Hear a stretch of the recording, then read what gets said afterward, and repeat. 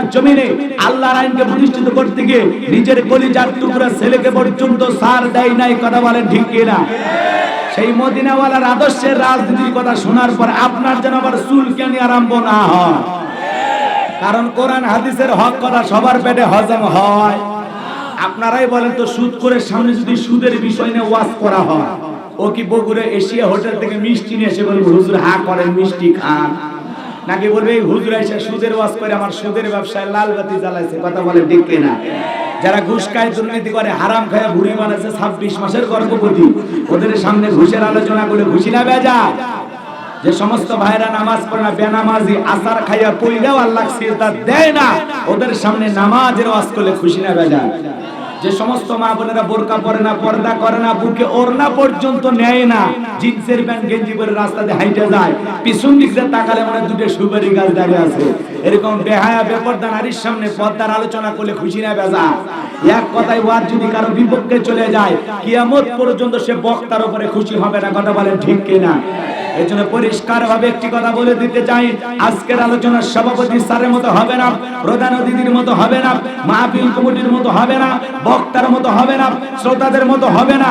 আল্লাহর কোরআন যা বলবে গোলাম রব্বানি তাই বলবে, এতে কে খুশি কে বেজার ওইটা দেখার টাইম নাই, কথা বলেন ঠিক কি না? যুগে যুগে নবী রাসূলের দাওয়াতি কাজ করেছেন, তাদের দাওয়াতি কাজেও কাফের বেঈমানরা বাধার প্রাচীর তৈরি করে দিয়েছিলেন। এরপরে আল্লাহর পয়গম্বররা শত বাধার প্রাচীরকে ভেঙে আল্লাহর জমিনে আল্লাহর পথে মানুষকে দাওয়াত দিয়েছেন, কথা বলেন ঠিক কি না? আপনার আমার নবী কালেমার দাওয়াত দিতে কোরআনের প্রচার করতে গিয়ে মার খেয়েছেন, রক্ত ঝরিয়েছেন, ডান্ডার মোবারক শহীদ হয়ে গেছেন।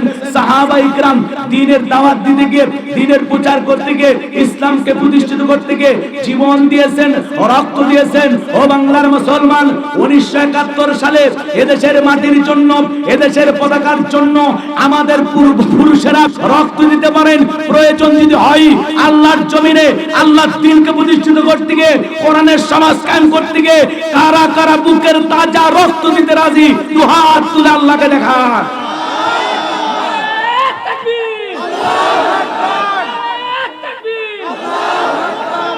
হাত সোজা করেন, হাত সোজা করেন। আমি কি হাত নামাতে বলেছি? ওই যে মাঝে মাঝে হাত বেঁকা করে তুলেছেন, 2 হাত তোলার শক্তি নেই। আপনি পুরুষ মানুষ, 2 ডিম ভিটামিন ক্যালসিয়াম মাঝে মাঝে কিনে খাবেন, একেবারে দুর্বল হলে তো চলতে পারবেন না। হাত সোজা করেন, সোজা করেন। লিল্লাহে তাকবীর। আমার আল্লাহ রাব্বুল আলামিন বলেন, ইন্নাল্লাহা আশতারা মিনাল মুমিনিনা আনফুসাহুম ওয়া আমওয়ালাহুম বিআন্না লাহুমুল জান্নাহ। সূরা তাওবার 111 নম্বর আয়াতে আল্লাহ পাক জানায় দিলেন, নিশ্চয়ই মুমিন বান্দাদের জান মাল আমি আল্লাহ ক্রয় করে নিয়েছি, বিনিময়ে দেব জান্নাত। বলুন সুবহানাল্লাহ। তাহলে বলেন তো বাজান, আপনার আমার জীবনের মালিক কে? এই বগুড়ার শিবগঞ্জের যুবকেরা ভালো করে বলো তো, এই জীবনের মালিক কে? প্রেম করবার প্রেমিকাকে পার্কে নিয়ে যা ডায়লগ দিবা, এ জীবন তোমার, তুমি শুধু আমার। ওরে হাইব্রিড যুবক, এই জীবনের মালিক কে? আপনার আমার সম্পদের মালিক কে? আল্লাহর দেয়া জীবন, আল্লাহর দেয়া সম্পদ আল্লাহর পথে খরচ করতে রাজি আছেন তো মুসলমান? রাজি আছেন তো ইনশাআল্লাহ? রাজি আছেন তো ইনশাআল্লাহ? রাজি আছেন তো ইনশাআল্লাহ?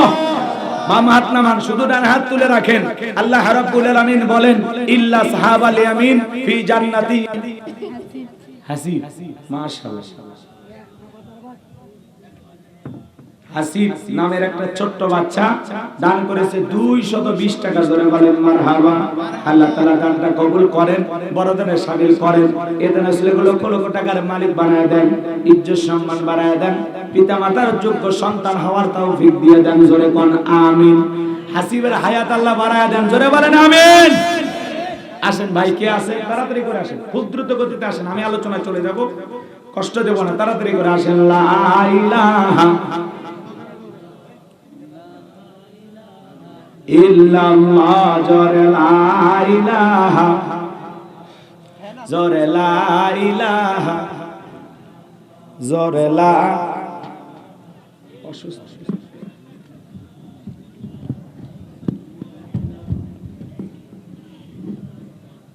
ইল্লাল্লাহ। জোরে লা ইলাহা ইল্লাল্লাহ। জোরে লা,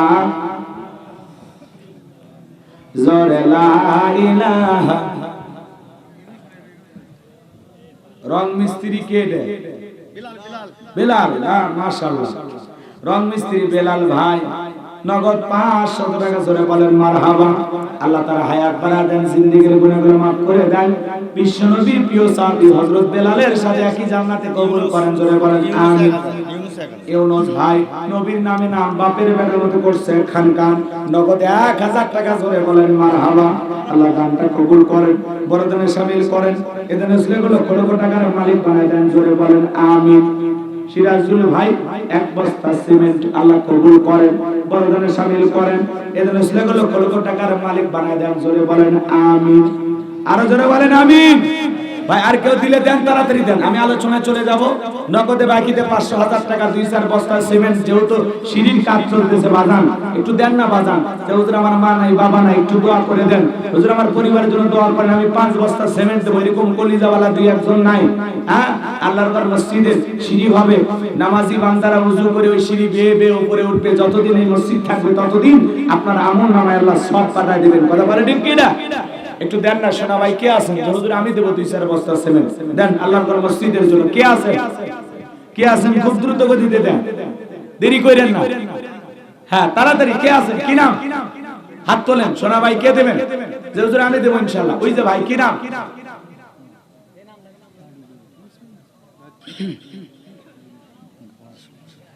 হ্যাঁ ভিতরে যান তো। কি নাম? মুসলিম উদ্দিন, বাড়ি কই? এই গ্রামেরই, এই ঘুরঘাটা। ঘুরঘাটা, আচ্ছা যাই হোক, এই গ্রামেরই মুসলিম উদ্দিন ভাই 2 বস্তা সিমেন্ট, জোরে বলেন মারহাবা। আল্লাহ দানটা কবুল করেন, বড়জনে শামিল করেন, এই দানে ছেলেগুলো লক্ষ লক্ষ টাকার মালিক বানায় দেন, দুনিয়া আখিরাত ইজ্জত সম্মান বাড়ায় দেন, জোরে বলেন আমিন। আর কে আছেন? তাড়াতাড়ি দেন। রাসেল ভাই 500 টাকা, ইকরাম ভাই 1000 টাকা, এটাকে সাজু ভাই 2000 টাকা, জোরে বলেন মারহাবা। আল্লাহ দানটা কবুল করেন, বড়জনে শামিল করেন, এদের ছেলেগুলো লক্ষ লক্ষ টাকার মালিক বানায় দেন, দুনিয়া আখিরাতে ইজ্জত সম্মান বাড়ায় দেন, জোরে বলেন আমিন। লা ইলাহা, চতুর্দিকে ঘেরাও তো ওইজন্য গরম, সেই গরম, জোরে লা। যুবক করতেন, মুরব্বি তো একটা যুবক হলে সমস্যা নেই। কবি যে হুজুর মুরব্বি দিয়ে খেদমত করে দিচ্ছে, ওটা আবার সমালোচনা। যুবক হলে সমস্যা নেই, মনে করবে হুজুরেরই খালাতো ভাই। তুমি হাইকেতে থাকো শেষ পর্যন্ত। লা ইলাহা ইল্লাল্লাহ, জোরে লা ইলাহা। এই এলাকায় 5-10 হাজার টাকা দেওয়ার মতো কেউ নাই। না কোল যেটা বড় করে আপনি একটা কিছু বলেন তো। সারা জীবন তো লেখালেখি করে মেলা টাকা মাত্র। আমাদের গাইবান্ধার গরিব এলাকার সভাপতি হলে 50,000 1 লাখ করে। একটা সভাপতি মানে সবার উপর। আল্লাহ তো সবাইকে সম্মান দেয় না। এই গ্রামে তো অনেক টাকাওয়ালা আছে, আছে না নাই? তো আপনার নামটা মাহফিলের পোস্টারে হয়েছে, মাইকিনে প্রচার হয়েছে, বিশাল কপালওয়ালা বান্দা আপনি। তাও আবার বক্তা আর সভাপতি মিলে গেছে, একটা রিস্ক নেন। বসে আছে, আপনারা কি বিরক্ত হয়েছেন মনে হয় না? আচ্ছা বলেন তো, মসজিদের উদ্যোগে যেহেতু মাহফিল, একটা যাবেন, যারা বসেছেন ধৈর্য সহকারে 12টা পর্যন্ত থাকবেন তো ইনশাআল্লাহ। হ্যাঁ, আর দেখা যায় আধা ঘন্টা 1 ঘন্টা ওয়াজ শুনে দেখি আগে জমে সাঁতায় কেমন করে কি করে। এজন্য বেশি না, 12টা 10-15 মিনিট পর্যন্ত একটু ধৈর্য সহকারে, সর্বোচ্চ 12:30। এর বেশি আমি কথা বলবো না। এখানে বসাই রেখে আপনারা পালিয়ে যাবেন না, একটু শেষ পর্যন্ত থাকার চেষ্টা করবেন। আল্লাহ কবুল। মুলুক মানে কি? রাজত্ব, পাওয়ার, কর্তৃত্ব, সার্বভৌমত্ব, বলেন আল্লাহু আকবার।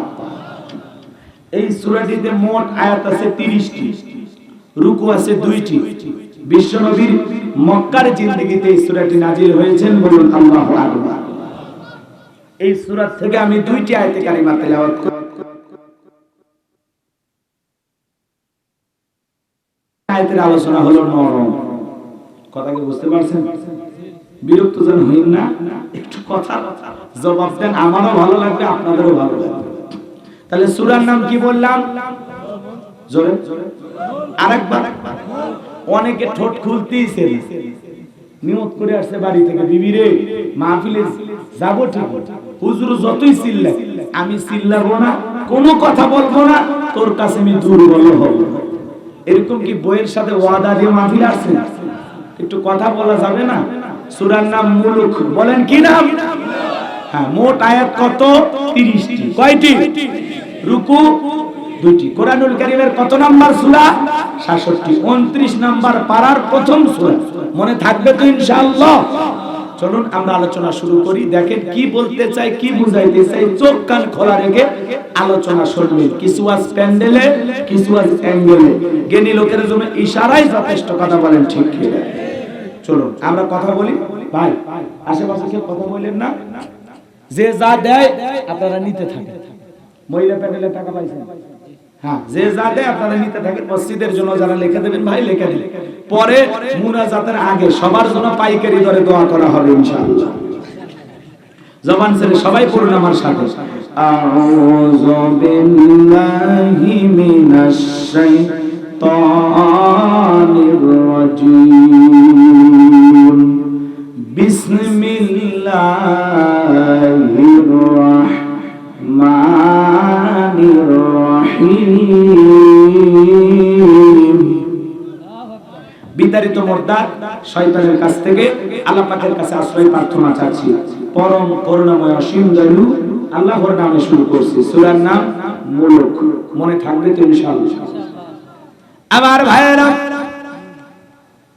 এই সূরাটি যদি আল্লাহর কোন বান্দা নিয়মিত তিলাওয়াত করতে পারে, ভালো করে বোঝেন, নিয়মিত যদি আল্লাহর কোন বান্দা সূরা মুলুক তিলাওয়াত করতে পারে, আল্লাহ রাব্বুল আলামিন সেই বান্দার কবরের সলজককে সহজ করে দেবেন। বলুন সুবহানাল্লাহ। শুধু তাই নয়, কঠিন কিয়ামতের ময়দানে কোরআনুল কারীমের এই সূরা কিয়ামতের ময়দানে আল্লাহ রাব্বুল আলামিন যেদিন বিচার দিবস কায়েম করবেন, যে বান্দা নিয়মিত সূরা মুলুক তিলাওয়াত করবে, এই সূরাটি কিয়ামতের মাঠে ওই তিলাওয়াতকারী বান্দার পক্ষে আল্লাহর দরবারে সুপারিশ করবে। বলেন সুবহানাল্লাহ। এই সূরাটি আমরা নিয়মিত তিলাওয়াত করব ইনশাআল্লাহ। আল্লাহ রাব্বুল আলামিন বলেন, তাবারাকাল্লাযী বিয়াদিহিল মুলকু ওয়া হুয়া আলা কুল্লি শাইইন কাদির।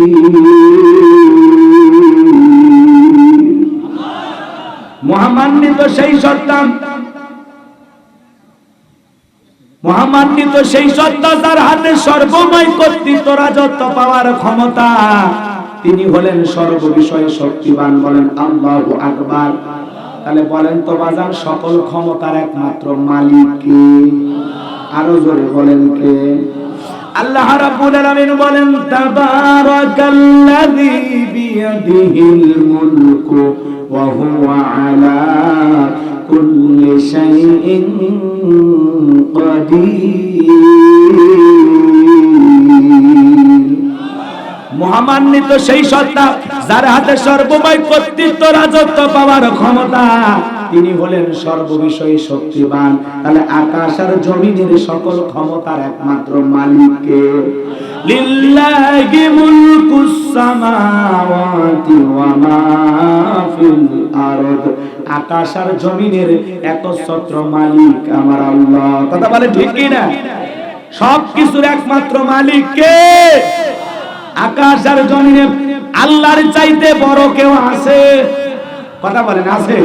ওয়ালাম ইয়াকুল লাহু কুফুয়ান আহাদ।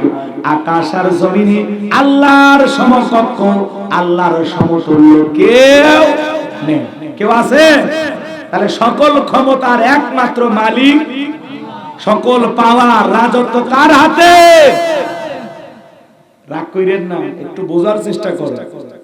সব কিছুর রাজত্ব, পাওয়ার, ক্ষমতা একমাত্র আল্লাহর হাতে। অনেকে ভাবতেছেন হুজুর সকল ক্ষমতা যদি আল্লাহর হাতেই হয়, তাহলে দুনিয়াতে যারা ক্ষমতায় আছে রাখি কথা বলে। আচ্ছা, আপনাদের এই এলাকার নাম শিবগঞ্জ না? এই এলাকা থেকে যদি আল্লাহর কোনো বান্দা ঢাকায় যায়, ঢাকা শহরে গিয়ে যদি চাকরি করে, চাকরির কারণে আল্লাহর এই গোলামটা যদি কোনো বাসা ভাড়া নেয়, বলেন তো তার পরিচয় কি? জোরে বলে, বোঝেন নাই কথা? তার পরিচয় কি? সে ভাড়াটিয়া। 5 বছর 10 বছর যতদিনই চাকরি করি সে কিন্তু ভাড়াটিয়া, সে কিন্তু এই বাড়ির মালিক নয়। কথা বলেন ঠিক কি? তো এই দুনিয়ার জমিনে আল্লাহ পাক যত মানুষকেই পাওয়ার রাজত্ব ক্ষমতা দেখ না কেন, এটা হলো কথা কয় না কেন, এই তো বুঝে ফেলে দিয়েছেন। 5 বছর হোক, 10 বছর হোক, 20 বছর হোক, 50 বছর হোক, 100 বছর হোক, যত বছরই ক্ষমতা থাক, আল্লাহ কিছুদিনের জন্য তাকে ক্ষমতা দিয়েছেন, আর ক্ষমতা দিয়ে আল্লাহ তাকে পরীক্ষা করতেছেন। কথা বলেন ঠিক কিনা? এই ক্ষমতা পাওয়ার পরে কিছু মানুষ সমাজে আদল ইনসাফ প্রতিষ্ঠিত করে, আবার কেউ ক্ষমতা পায়া মানুষের উপরে জুলুম করে, অত্যাচার করে। কথা বলেন ঠিক কিনা? তাহলে বলেন তো, রাজত্ব দেওয়ার মালিক কে? দুনিয়াতে ক্ষমতা পায় যারা, এরা হলো ভাড়াটিয়া। কিছু সময়ের জন্য আল্লাহ ক্ষমতা দিয়েছে, যখন তখন তারে ক্ষমতা থেকে নামায় দিতে পারে কি? এজন্য আল্লাহ রাব্বুল আলামিন বলেন, কুলিল্লাহুম্মা মালিকাল মুলকি তুতিল মুলকা মান তাশাউ ওয়া তানজিউল মুলকা মিম্মান তাশাউ ওয়া তুইজ্জু মান তাশাউ ওয়া তুযিল্লু মান তাশাউ বিয়াদিকাল খায়র ইন্নাকা আলা কুল্লি শাইইন কাদির। আরো জোরে বলেন আল্লাহু আকবার। রাজত্ব দেওয়ার মালিক কে? আমার আল্লাহ রাব্বুল আলামিন যাকে ইচ্ছা রাজত্ব দান করেন, আবার যাকে ইচ্ছা ক্ষমতার চেয়ার থেকে নামান। কথা বলেন ঠিক কিনা? তাহলে রাজত্ব দেওয়ার মালিক, কেড়ে নেওয়ার মালিক, সম্মান দেওয়ার মালিক, লাঞ্ছিত করার মালিক, সকল কল্যাণ কার হাতে? আর তিনি সর্ববিষয়ে শক্তিমান। বলেন আল্লাহু আকবার। কথাগুলো বোঝেন, খুব মনোযোগ দিয়ে বুঝবেন। তাহলে রাজত্ব দেওয়ার মালিক আল্লাহ, কেড়ে নেওয়ার মালিক আল্লাহ, সম্মান দেওয়ার মালিক আল্লাহ, আবার লাঞ্ছিত করারও মালিক। সকল কল্যাণ কার হাতে? আর তিনি হলেন সর্ববিষয়ে শক্তিমান। তাহলে দুনিয়াতে যাকে তাকে আল্লাহ তাআলা রাজত্ব দেন না, আমার আল্লাহ যাকে পছন্দ করেন তাকে রাজত্ব দেন। কথা বলেন ঠিক কি?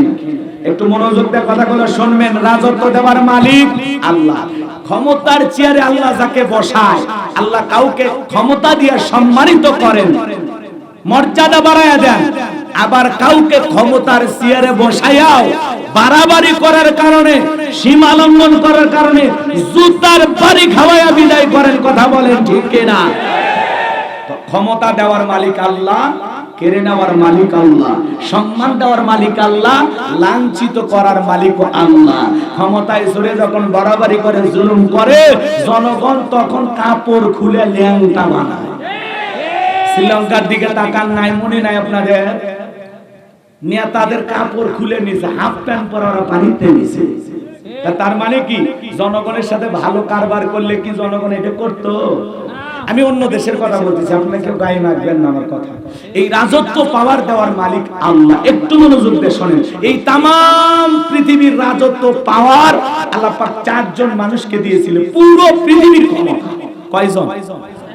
তাহলে একটা জিনিস প্রথমে আগে ক্লিয়ার হন, সকল ক্ষমতার মালিক আল্লাহর চাইতে বড় ক্ষমতাধর কেউ নাই।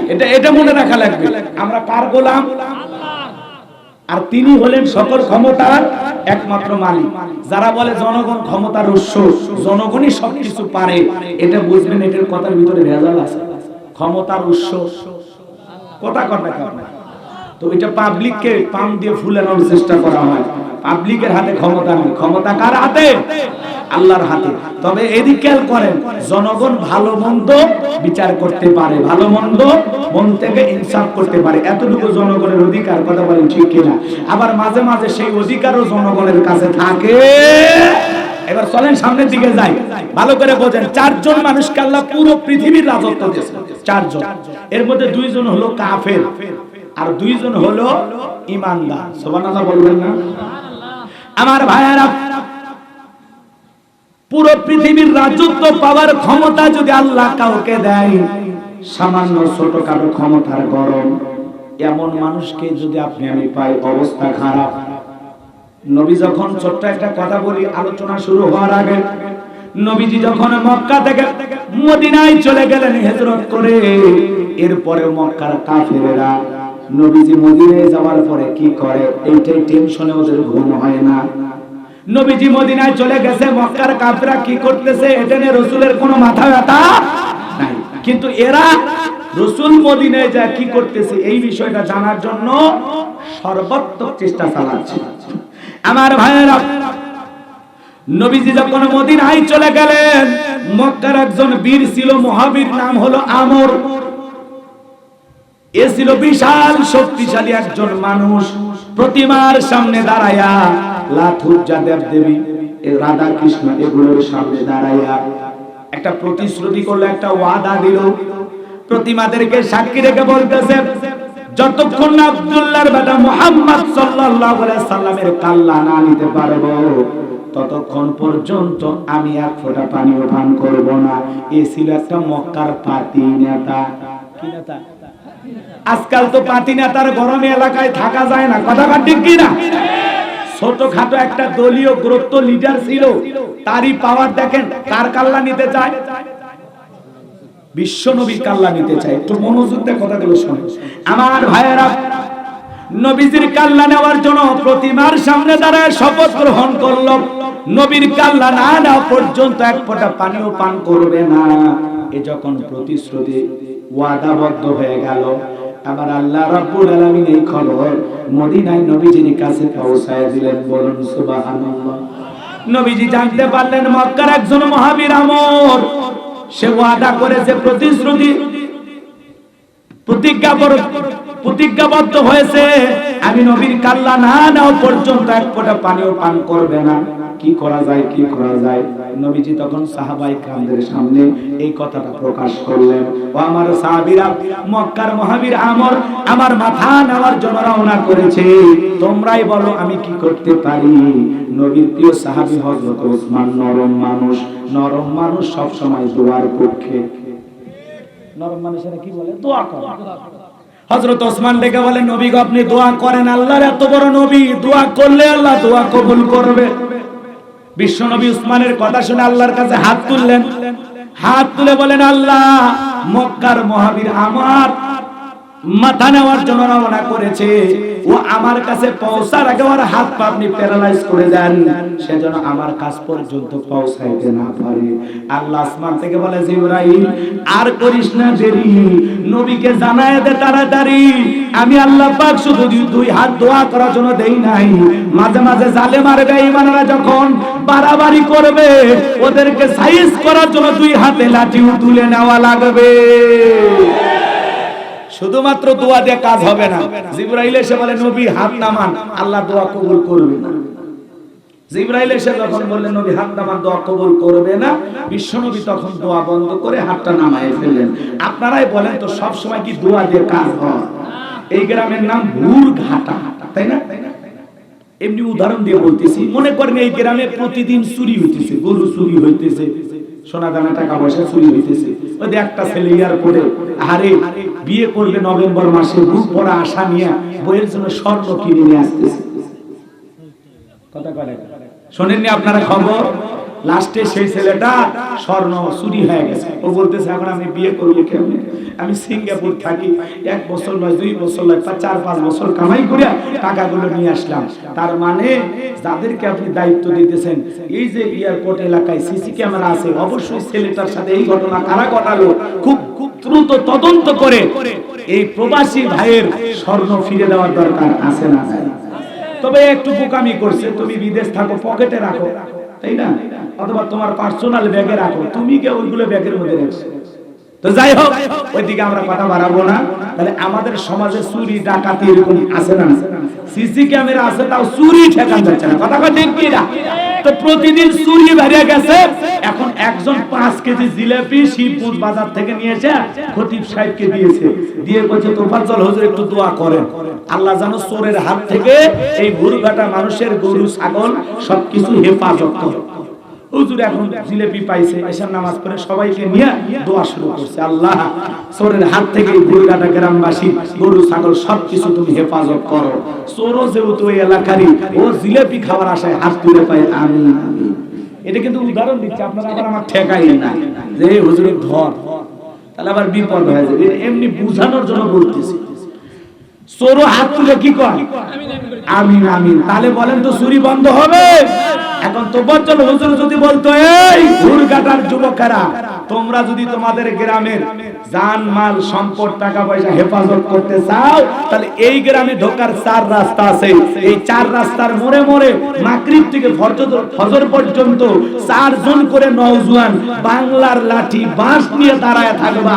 চোরকে দেখা মাত্রই ওই লাঠি দিয়ে এমন পিটান পিটাবা, বাংলা ওয়াশ করে ছেড়ে দিবা। তাহলে চোর কি হাত তুলে আমিন কইতো নাকি তওবা করে ভালো হয়ে যাইতো? হ্যাঁ, দোয়া দিয়ে চোর ঠেকানো যাবে না। কথা কোন ঠিক কি না? আমাদের বাংলাদেশে চুরি আছে, কিন্তু আল্লাহর আইন দিয়ে বিচার করলে চুরি বন্ধ হবে। মানুষের তৈরি করা আইন দিয়ে চুরি বন্ধ করা সম্ভব? চলেন সামনের দিকে যাই। কষ্ট হচ্ছে আপনাদের? আমার ভাইয়েরা একটু মনোযোগ দিয়ে কথাগুলো শোনেন বাজান গো আমার। বিশ্বনবী ডেকে বলে, জিবরাইল, তাহলে এখন কি করা যায়? জিবরাইল ডেকে বলে, নবী গো, আপনার সাহাবীদের মাঝে ঘোষণা করেন, এমন কোন সাহাবী আছে কি যে আমরের মোকাবেলা করতে পারে? বিশ্বনবী তখন জিবরাইলের কথা শুনে ডেকে বলেন, ও আমার সাহাবীরা, তোমাদের মাঝে এমন কেউ কি আছো যে মহাবীর আমরের মোকাবেলা করবা? নবীর কোন সাহাবী দাঁড়ায় না, হযরত আলী দাঁড়িয়ে গেছেন। বলুন আল্লাহু আকবার। হযরত আলীকে দেখে নবী ডেকে বলে, আলী, তুমি ছোট মানুষ, না বুঝে কেন দাঁড়াও? তুমি কি জানো এই আমর এমন মহাবীর 3.5 মণ ওজনের তরবারি নিয়ে যুদ্ধ করে, 21 কেজি খাবার এক বেলায় খায়। এত বড় বীর, সে তোমার সামনে আসবে, তুমি মোকাবেলা করতে পারবা না, তুমি বসে যাও। নবীজি দ্বিতীয়বার বললেন, কোন সাহাবী দাঁড়ায় না। আবার হযরত আলী দাঁড়িয়ে গেলেন। বলেন আল্লাহু আকবার। নবী ডেকে বলে, আলী রে, তোর জানি কি মায়া দয়া নাই? তুমি ছোট মানুষ, কেন না বুঝে দাঁড়াও, তুমি বসো। নবীজি তৃতীয়বার যখন বললেন, ও আমার সাহাবীরা, কেউ কি আছো মক্কার এই কাফেরের মোকাবেলা করবা? আবারও হযরত আলী দাঁড়িয়ে গেছেন। এইবার নবী 2টা হাত বাড়ায় বলে, আলী রে, আয় আয় আমার বুকের ভিতরে আয়। বিশ্ব নবী এইবার আলীকে বুকে জড়ায় ডেকে বলে, আলী, তোর মনে কি একটু ভয় ডর লাগতেছে না? তোর কি ওই কাফের সম্পর্কে একটু ধারণা নাই? এত বড় বীরের সামনে কেমনে মোকাবেলা করবে? হযরত আলী ডেকে বলে, নবী গো, আপনি শুধু আমাকে দোয়া করে ছেড়ে দেন, ওই জালেম আপনার কাছে পৌঁছার আগে আমি ওকে থামায়া দেব। আল্লাহু আকবার। নবী তখন বলতেছে, খালি খালি দোয়া করে ছেড়ে দিলে তো চলবে না। ও ওসমান, তোমার বাড়িতে কি তরবারি আছে? হযরত ওসমান ডেকে বলে, আমার বাড়িতে একটা তরবারি আছে 27 ইঞ্চি লম্বা। আল্লাহু আকবার। এখন তো তরবারির কথা শুনলেই ভয় পায়। কথা কথা তরবারির কথা শুনলেই ভয় পায়। বোঝেন নাই মনে হয়? ওই যে একটা উদাহরণ দিয়ে অনেক জায়গায় কথা বলতেছিলাম, এদিক সেদিক গেলে আবার লম্বা হবে, লম্বা করার সুযোগ নাই। সহজ কথা বলে দেবে। মনে করেন শিবগঞ্জ শহরে একটা বড় কওমি মাদ্রাসা আছে। কুরবানির ঈদের আগে হুজুর বলতেছে, বাবা, যেহেতু শহর এলাকায় আমরা বসবাস করি, বিভিন্ন বড় লোকের কুরবানির গরু আছে, যদি জবাই করে দেই কিছু হাদিয়াও পাওয়া যাবে, চামড়াটাও মাদ্রাসায় দেবে। কথা বলে কিছু ছেলে পেলে রাজি হয়ে গেল। হুজুর তখন বললো, বাবা, খালি হাতে তো আর গরু জবাই করা যাবে না, তোমাদের জন্য চাকু, ছুরি, কি বলেন আপনারা, চাকু বা ছুরি বা তলোয়ার এগুলো তো বানান লাগবে। মনে করেন 40টা অর্ডার দিয়ে বানাইছে 40 জন ছাত্রের জন্য।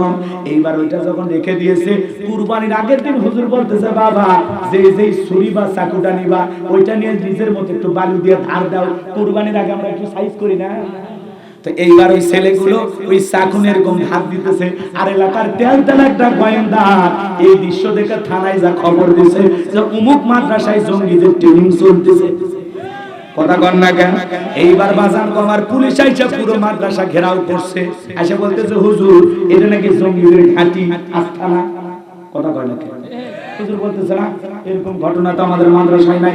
পুরো মাদ্রাসা সার্চ করো, আমরা গোপন তথ্য পেয়েছি, গোপন সংবাদের ভিত্তিতে এখানে এসেছি, আমরা কি আঙ্গুল চুটে আসি? অবশ্যই তথ্য আছে। এই খোঁজো। মাদ্রাসার চতুর্দিক থেকে খুঁজতে খুঁজতে মুয়াতামিম হুজুরের খাটের নিচে ওই যে ছুরির বস্তা, কথা বলতে নাই, ওই বস্তা বের করে বলতেছে, হুজুর, এসব কি?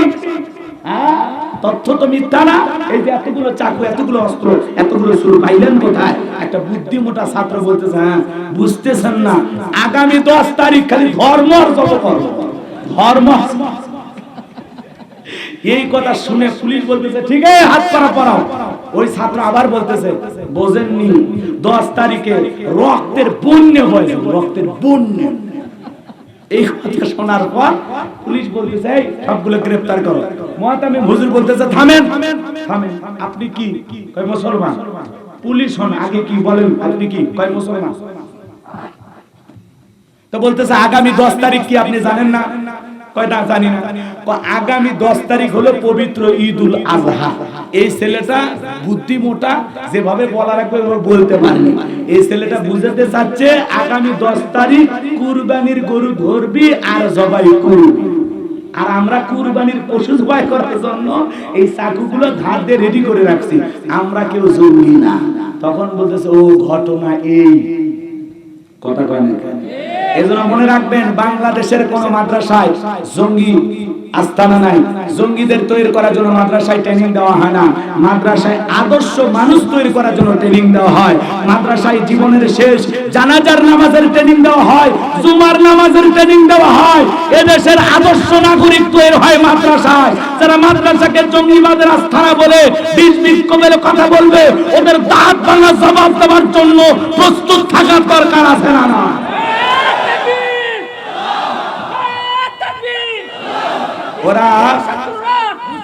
ওরা মাদ্রাসার বিরুদ্ধে ষড়যন্ত্র। জুতার দাম কমেনি, 300 টাকার জুতা এখন 3000 টাকা, আর আগেকার 2000 4000 টাকার চামড়া এখন 400 টাকা। কথা কর না কেন? ওরা মনে করেছিল চামড়ার দাম কমায় আমরা মাদ্রাসা বন্ধ করা যাবে। তোমরা তো জানো না কোরআনের এই মাদ্রাসাগুলো চালানোর জন্য বাংলাদেশের 18 কোটি মানুষের পকেটে পকেটে আল্লাহ টাকা রেখে দিয়েছে। এই মাদ্রাসা বন্ধ করার ক্ষমতা দুনিয়ার কারণে, কথা বলে ঠিক কি না? আর মাদ্রাসা যদি না থাকতো, আলেমেরা যদি না থাকতো, কুকুর মারা যায়, জানোয়ার মারা যায়, ওর যেমন জানাজা হয় না, কত মানুষ পড়ে মরে থাকতো, জানাজা দেওয়ার মতো হুজুর খুঁজে পাইতো না। কথা বলে ঠিক কি না? এই জন্য ভাইরা আমার, মাদ্রাসার বিরুদ্ধে কোন ষড়যন্ত্র মেনে নেওয়া হবে, আলেমদের বিরুদ্ধে কোন ষড়যন্ত্র মেনে নেওয়া হবে। চলেন বাজারের সামনের দিকে যাই। কষ্ট পাচ্ছেন মনে হয়, যে কথা বলতে চাচ্ছিলাম। এইবার হযরত ওসমান তরবারি নিয়ে আসলেন, নবীজি হযরত আলীর হাতে ধরায়া দিলেন। তরবারি পাই হযরত আলী মারছে দৌড়। নবী ডেকে বলে আলী রে এত জোরে কেন দৌড়াও? হযরত আলী ডেকে বলে নবী গো, অনেক আগেই মহাবীর আপনার মাথা নেওয়ার জন্য রওনা করেছে আমর। আমি চাই আপনার চেহারা দেখার আগে আমি ওকে জমিন থেকে বিদায় করে দেব। বলেন আল্লাহু আকবার।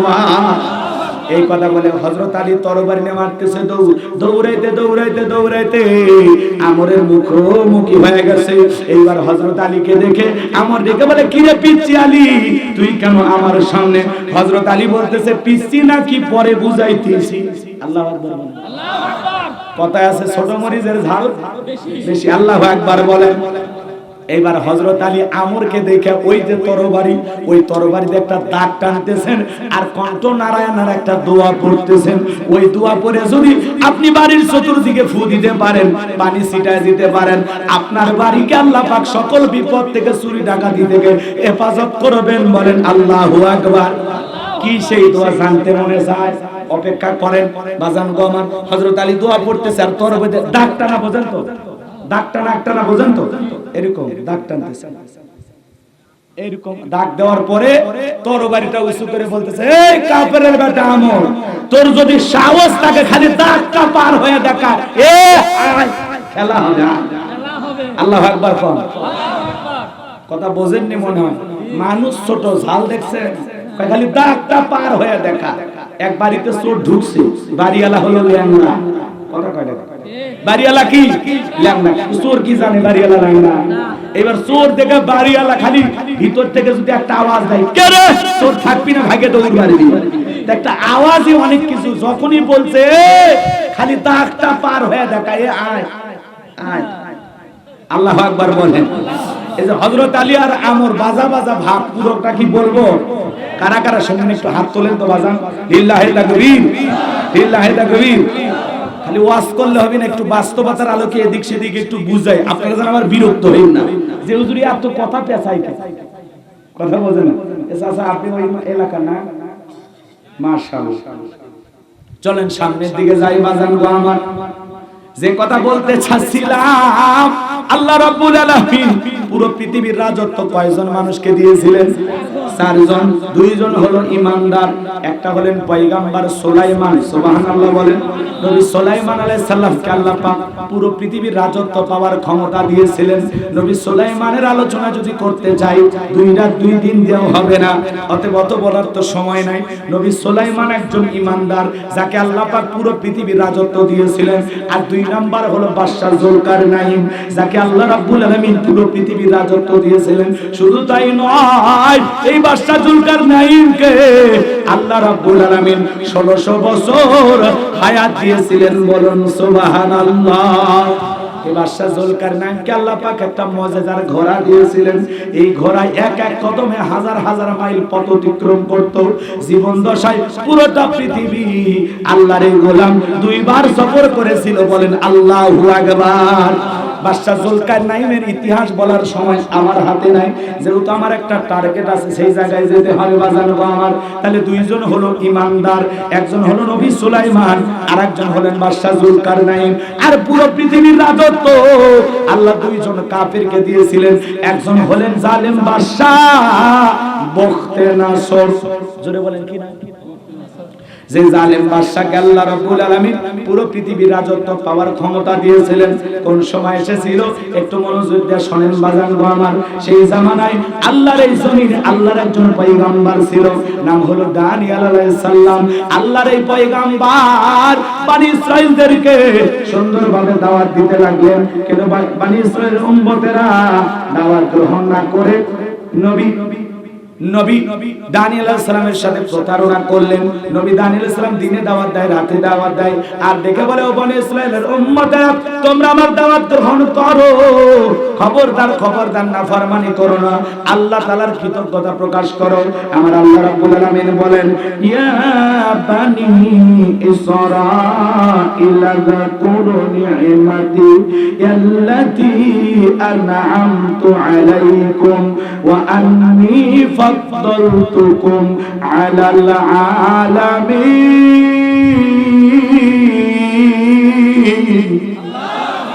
আল্লাহর পয়গম্বর দানিয়েল আলাইহিস সালাম দেখে বলে, ও বনি ইসরাঈলের উম্মতেরা, ও বনি ইসরাঈলের উম্মতেরা, খবরদার দাম্ভিকতা করো না, অহংকার করো না।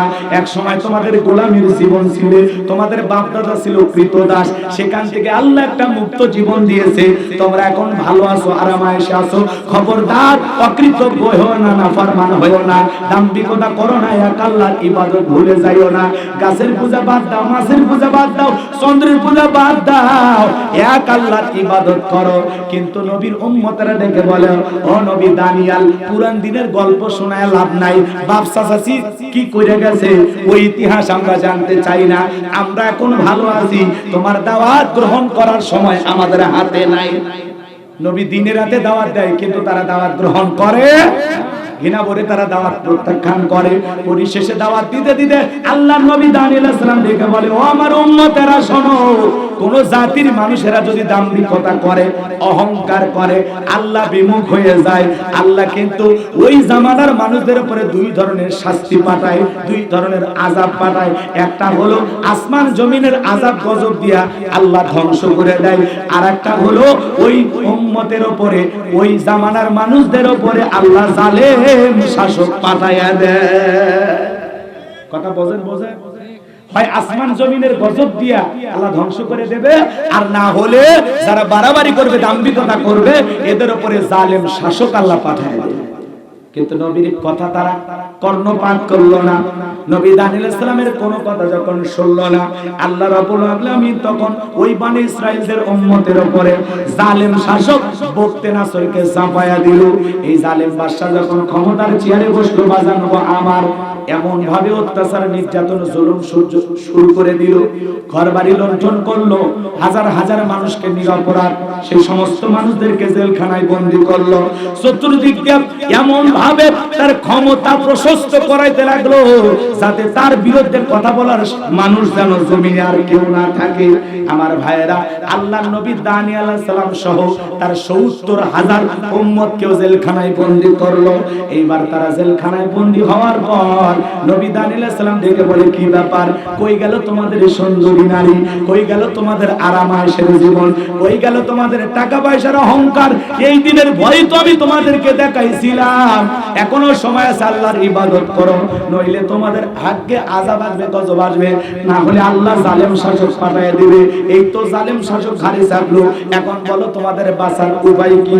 উম্মতরা ডেকে বলে নবী গো, আমরা ভুল করেছি, অন্যায় করেছি, আপনার দাওয়াতটা গ্রহণ করি নাই, এখন আপনি আমাদেরকে যা বলবেন আমরা তাই শুনবো, কথা দিলাম নবী গো এক আল্লাহর ইবাদত করব, আপনি শুধু আমাদেরকে জেলখানা থেকে মুক্ত করার ব্যবস্থা করেন, বলেন আল্লাহু আকবার। তাহলে নবী দানিয়েল আলাইহিস সালাম কোন জায়গায়? জেলখানায়। কথা কয় না কেন? জেলখানার কথা শুনলে কি ভয় পান নাকি? মুরগি চোর, ডাল চোর, সন্ত্রাসী, চাঁদাবাজ, দুর্নীতিবাজ, এরা যদি জেলখানায় যায় মানুষ ঘৃণা করে। কথা কয় না? এদের জনপ্রিয়তা বাড়ে না কমে? কিন্তু কোন কোরআনের মুফাসসির, দ্বীনের দায়ী আলেমেরা যদি যায়, আল্লাহ আগের চাইতে তার সম্মান বাড়ায়। আগে যদি ওয়াজ করলে মাহফিলে লোক হইতো 10,000, যখন এরকম জুলুম শিকার হয়ে বের আসে সেই মানুষদের প্রোগ্রামে লোক হয় লাখ লাখ। এই জন্য মনে রাখবেন, আল্লাহ ওয়ালাদের উপরে নির্যাতন জুলুম যখন আসবে বোঝা যাবে এটা তাদের ঈমানি পরীক্ষা। এইজন্য খাঁটি মুমিন যদি নিজেকে দাবি করেন, পরীক্ষা ছাড়া জান্নাতে যাওয়া যাবে ভাই। ওটা বসা করেন, আমি কিন্তু দোয়া করে দেব। যদি বলেন হুজুর শেষ করে দেন, খালি বলে দিন আপনাদের ওয়াদাটা ঠিক রাখেন। এতটুকু শুধু বলবো, বগুড়াবাসী নিজের ওয়াদা প্রতিশ্রুতিটা ঠিক রাখে। আমি তো একটা বিষয় নিয়ে কথা বলতেছি, আমাকে একটু সময় দেন, তারপরে শেষে মন্তব্য করবেন যে আসলে ভালো লাগছে না খারাপ লাগছে। কথা বোঝেন নাই? কারণ কথা হওয়া লাগবে যুগ বুঝুগ, মনোযোগ দিয়ে আমি গুনাহগারের কথাগুলো শুনে যান বাজান গো আমার। নবী দানিয়েল সালাম ডেকে বলে সত্যি তোমরা আল্লাহর ইবাদত করবা? সমস্ত উম্মতেরা ডেকে বলে আপনি যা বলবেন তাই, আর আমরা বাড়াবাড়ি করব না, গাছের পূজা করব না, মাছের পূজা করব না, চন্দ্রের পূজা করব না, সূর্যের পূজা করব না, আজ থেকে আমরা এক আল্লাহর ইবাদত করব। নবী দানিয়েল আলাইহিস সালাম ডেকে বলে শোনো, তাহলে রাত্রি যখন গভীর হয়ে যাবে, রাত 12টার পরে আমি যখন চিৎকার মেরে আল্লাহ বলে ডাক দেব, আমার সঙ্গে সঙ্গে তোমরা আল্লাহ বলে ডাক দিবা। আমরা কাকুতি মিনতি সহকারে তওবা করে আল্লাহর কাছে দোয়া প্রার্থনা করব। আমার আল্লাহই পারেন আমাদেরকে এই জালেমের জেলখানা থেকে মুক্ত করে দিতে। কথা বলেন ঠিক কি না? উম্মতেরা রাজি হয়ে গেল। আল্লাহর পয়গম্বর রাত 12টার পরে আল্লাহ বলে চিৎকার মেরেছে, উম্মতেরা জাগ্রত হয়ে তারা আল্লাহ বলে চিৎকার মেরেছে। এইবার নবী দানিয়েল আলাইহিস সালাম হাজার হাজার উম্মতকে সঙ্গে নিয়ে আল্লাহর কাছে কেঁদে কেঁদে বলেন, আল্লাহ আমার উম্মতেরা ভুল করেছে, আল্লাহ মাফ করে দেন, এখন তারা আপনার গোলামি করবে, ইবাদত করবে। আল্লাহ আপনি পারেন আমাদেরকে মুক্ত করতে, আপনি ছাড়া তো আমাদের কেউ নাই। নবী যখন চোখের পানি ছেড়ে দিয়ে আল্লাহর কাছে দোয়া করলেন, আমার আল্লাহ ডেকে বলে নবী দানিয়েল দোয়া কবুল হয়ে গেছে, আর কাঁদতে হবে না, আমি আল্লাহ অতি দ্রুত তোমাদের এই জালেমের জেলখানা থেকে মুক্ত করার ব্যবস্থা করে দেব। বলেন আল্লাহু আকবার। এইবার আল্লাহ পাক ওই জালেম বাদশা বখতে নাসরকে এমন একটা মারাত্মক ভয়ঙ্কর স্বপ্ন দেখায়া দিল। ওই স্বপ্ন দেখা মাত্রই জালেম বাদশা চিৎকার মেরে ঘুম থেকে জাগ্রত হয়েছে। আশেপাশের লোকজন এসে বলেন, এত জোরে চিৎকার মারলেন? কয় চেহারা দেখে বোঝো না আমি একটা ভয়ঙ্কর স্বপ্ন দেখেছি। এই দেশের যত স্বপ্নের তাবির কারক আছে, জ্যোতিষী গণক আছে, ওদেরকে আমাদের দরবারে নিয়ে আসো, আমি আগামীকাল সকালবেলা আমার এই গভীর রাতে দেখা স্বপ্নের কথা প্রকাশ করব। এই স্বপ্নের তাবির না জানা পর্যন্ত, স্বপ্নের ব্যাখ্যা না জানা পর্যন্ত আমি আর চোখ দুটা বন্ধ করতে পারবো না, এত ভয়ঙ্কর স্বপ্ন আমি দেখেছি। এইবার পরের দিন সকালবেলা হাজার হাজার মানুষকে জড়ো করা হলো। বাজান গো আমার, বাদশা এবার যখন নিজের স্বপ্নের কথাটা বলতে যাবেন, ওই সমস্ত স্বপ্নের ব্যাখ্যা যারা করবে তাদের সামনে যখন স্বপ্নের কথাটা বলতে যাবেন, ওই মুহূর্তে আল্লাহ রাব্বুল আলামিন জালেম বাদশা বখতে নাসর তার মাথার মধ্যে ভাইরাস ঢোকা দিয়া আর গতকাল স্বপ্নের সমস্ত কথাগুলো মাথার ভিতর থেকে ডিলিট কইরা আল্লাহর পয়গম্বর দানিয়েল আলাইহিস সালামের মাথার মেমোরির মধ্যে আল্লাহ সেভ করে দিলেন। বলেন সুবহানাল্লাহ। এইবার জালেম বাদশা যখন স্বপ্নের কথা বলতে যাবে সমস্ত মানুষের সামনে, তখন বলতেছে আমি গতকাল রাতে স্বপ্নে কি কি যেন দেখলাম। আর বলতে পারে স্বপ্নের কথা ভুলিয়ে দিলেন কে? আরো জোরে বলেন কে? আল্লাহ যখন স্বপ্নের কথা ভুলিয়ে দিলেন তখন সে একটা পাল্টা বুদ্ধি, পাল্টা একটা কৌশল করলো। দেখে বলে, শোনো, গতকাল রাতে কি স্বপ্ন দেখেছি সেইটাও তোমাদেরকে বলতে হবে, স্বপ্নের ব্যাখ্যাও তোমাদের বলতে হবে। সমস্ত জনগণ দেখে বলে, বাদশাহ এ তো পাগলামি কথা, স্বপ্ন দেখেছেন আপনি, আমরা কিভাবে বলবো? আপনি স্বপ্নের কথা বলবেন, আমরা স্বপ্নের ব্যাখ্যা দেব, কিন্তু আপনি রাতে কি স্বপ্ন দেখেছেন এইটা বলার ক্ষমতা আমাদের কথা কয় না, বলা যাবে? রাগ করতেছেন? স্বামী স্ত্রী একই জায়গায় ঘুমায়, স্ত্রী স্বপ্নে আরেকটা ছেলের হাত ধইরা সাত মাথায় যায় ফুসকা খাইতেছে, নিউ মার্কেটে ঘুরতেছে। আপনি স্বামী যদি টের পাইতেন, বউকে কি খাটিয়ে রাখতেন? ওটা 1 লাখ 3 ফেলে দিবে। রাগ করতেছেন মনে হয়। এ বাজান গো আমার, আপনার স্ত্রী স্বপ্নে কি দেখে আপনি জানেন না, আবার আপনি স্বপ্নে আরেকটা নারী নিয়ে ঘুরতেছেন। এটা যদি ঘরের বউটা টের পাইতো, কি মনে হয় ভাত রান্না করে খাওয়াইতো নাকি ঝাঁটা পিঠা খাওয়াইতো? কথাকে বোঝেন নাই মনে হয়। তার মানে স্বামী কি স্বপ্ন দেখে বউ জানে না, বউ কি স্বপ্ন দেখে স্বামী জানে না। স্বপ্নের মাধ্যমে দেখেন না সাপ তারা করতেছে, ঘুম থেকে উঠে কি সাপ খুঁজে পাওয়া যায়? কত গরিব মানুষ আমরা স্বপ্নে দেখি, বাপ রে বাপ, আমি গরিব মানুষ, ভাঙ্গা টিনের বেড়া ঘরে ঘুমাইতেছি, আর স্বপ্নে দেখি বগুড়া শহরের মধ্যে 10 তলা বিল্ডিং করেছি। এখন বিল্ডিং এর ভিতরে চাকর বাকরের অভাব নাই। স্বপ্নে বলতেছি 1 কাপ চা দিয়ে যা, মারছে জোরে থাপা, থাপা মারে দেখে সেই সিঁড়ি খেলায়। কথা কয় না কেন? কত ধরনের স্বপ্ন আমরা আবল তাবল স্বপ্ন দেখি। কত যুবক তার ঘরের ভিতরে মহিলাদের ছবি, নায়িকাদের ছবি টাঙায় রাখছে, ঘুমানোর আগে এক নজর দেখে আর বলে, আরে এরকম বউ যদি হাইতাম, স্বপ্নে দেখো ওর বুকের উপর। কথা কন ঠিক কিনা? কত যুবক স্বপ্ন দেখে, আবল তাবল চিন্তা ভাবনা করে, এরকম আছে না নাই? তার মানে যার স্বপ্ন সেই জানে, অন্য কেউ জানে? যে স্বপ্ন দেখেছে সেই জানে। বাদশার স্বপ্ন বাদশাই জানে, জনগণ কি জানে? জানেন। কিন্তু সে পাল্টা কি দিল? আলটিমেটাম দিল, 7 দিনের মধ্যে যদি আমি স্বপ্নে যা দেখেছি না বলতে পারো, সবগুলো ফাঁসি দিয়ে মারবে। কথা কয় না? কি দিয়ে মারবে? ফাঁসি দিয়ে মারবে। অপরাধ কি বাদশা করছে না জনগণ? এখানে জনগণের কোনো দোষ আছে? জালেমদের সিস্টেমই তাই। ওরা জনগণকে মানুষ মনে করে, কথা বলেন, মানুষ মনে করে, পাখির মতো গুলি করে মারে, সামান্য পরিমাণ আশ্চর্য করে না। ওরা বলে সমাজে এরকম হতেই পারে, এটা অনাকাঙ্ক্ষিত দুর্ঘটনা, এর জন্য রাষ্ট্র দায়ী থাকবে। আজকে ফিলিস্তিনের দিকে তাকায় দেখেন, পাখির মতো নিরীহ শিশুদেরকে হত্যা করা হচ্ছে, নিরীহ মুসলমানদেরকে হত্যা করা হচ্ছে। আর জো বাইডেনের মতো পৃথিবী কাঁপানো লিডার, পৃথিবীর বস, মুরল, সে বলতেছে আমি ইসরায়েলিদের সাথে আছি। এই সাদা চামড়ার দল এদেরকে বিশ্বাস করতে নাই, এরা মুরতারে পিটো পিট। কথা কর না কেন? রাগ করতেছেন? জো বাইডেন কি মুসলমানের পক্ষে থাকবে না ইহুদিদের পক্ষে থাকবে? এটা বলা। কিন্তু এই ফিলিস্তিনি নিরীহ মুসলমানদের সাথে তামাম পৃথিবীর 200 কোটি মুসলমান আছে না নাই? এরদোয়ান সে বলতেছে আমি ফিলিস্তিনিদের পাশে আছি। ইরান বলতেছে প্রয়োজন যদি হয় ফিলিস্তিনি মুসলমানদেরকে রক্ষা করার জন্য আমরা যখন তখন সরাসরি যুদ্ধে জড়ায় যেতে পারি। বলেন আল্লাহু আকবার। হবে হবে অচিরেই ফিলিস্তিনি দখল মুক্ত হবে, বাইতুল মুকাদ্দাস আমাদের হবে। এটা রাসূলের ভবিষ্যৎবাণী। ওই জালেমদের হাত থেকে আমাদের এই পবিত্র মসজিদ, মুসলমানদের প্রথম কিবলা অবশ্যই উদ্ধার করা হবে। কথা বলেন ঠিক কিনা? আমার ভাইয়েরা, ইরান যদি পাশে দাঁড়ায়, পৃথিবীর বড় বড় রাষ্ট্রগুলো যদি ফিলিস্তিনি নিরীহ মুসলমানদের পাশে দাঁড়ায়, সৌদি আরব বলেন, রাশিয়া বলেন, বিভিন্ন দেশের মানুষেরা ভারত থেকে স্লোগান তুলতেছে, বিভিন্ন দেশে গত জুমার দিনে প্রতিবাদ মিছিল করা হয়েছে, বাংলাদেশ থেকে আমরা করেছি। কথা বলেন ঠিক কি? আমার ভাইয়েরা, আশা করি অবশ্যই ফিলিস্তিনি ভূখণ্ডে মুসলমানদেরকে আল্লাহ বিজয় দেবেন। কথা বলেন ঠিক কি? চলুন সামনের দিকে যাই, দিল থেকে দোয়া করব। কিছু না পারলেও দিল থেকে কি করব? দোয়া করব, আল্লাহ ফিলিস্তিনিবাসীকে রক্ষা করো, নিরীহ মুসলমানদেরকে তুমি রক্ষা করো, ওই জালেমদেরকে হটাইয়া মুসলমানদের জন্য এই জমিনটা তুমি উন্মুক্ত করে দাও। আল্লাহু আকবার। চলেন সামনের দিকে যাই। বাজান গো আমার, এইবার জালেম বাদশা বক্তে নাসর ডেকে বলতেছে 7 দিনের মধ্যে না বলতে পারলে তোমাদেরকে ফাঁসি দিয়ে মারবো। এই জনগণ ডেকে বলে বাদশা কেমনে বলবো? বাদশা ডেকে বলে কেন তোমরা নাকি গায়েবের ইলম জানো, গায়েব নাকি তোমাদের কাছে আছে? সমস্ত লোকেরা ডেকে বলে আমরা গায়েব নিয়ে ভণ্ডামি করি। ভণ্ডামি করে না? বলেন তো গায়েবের ইলম কার কাছে?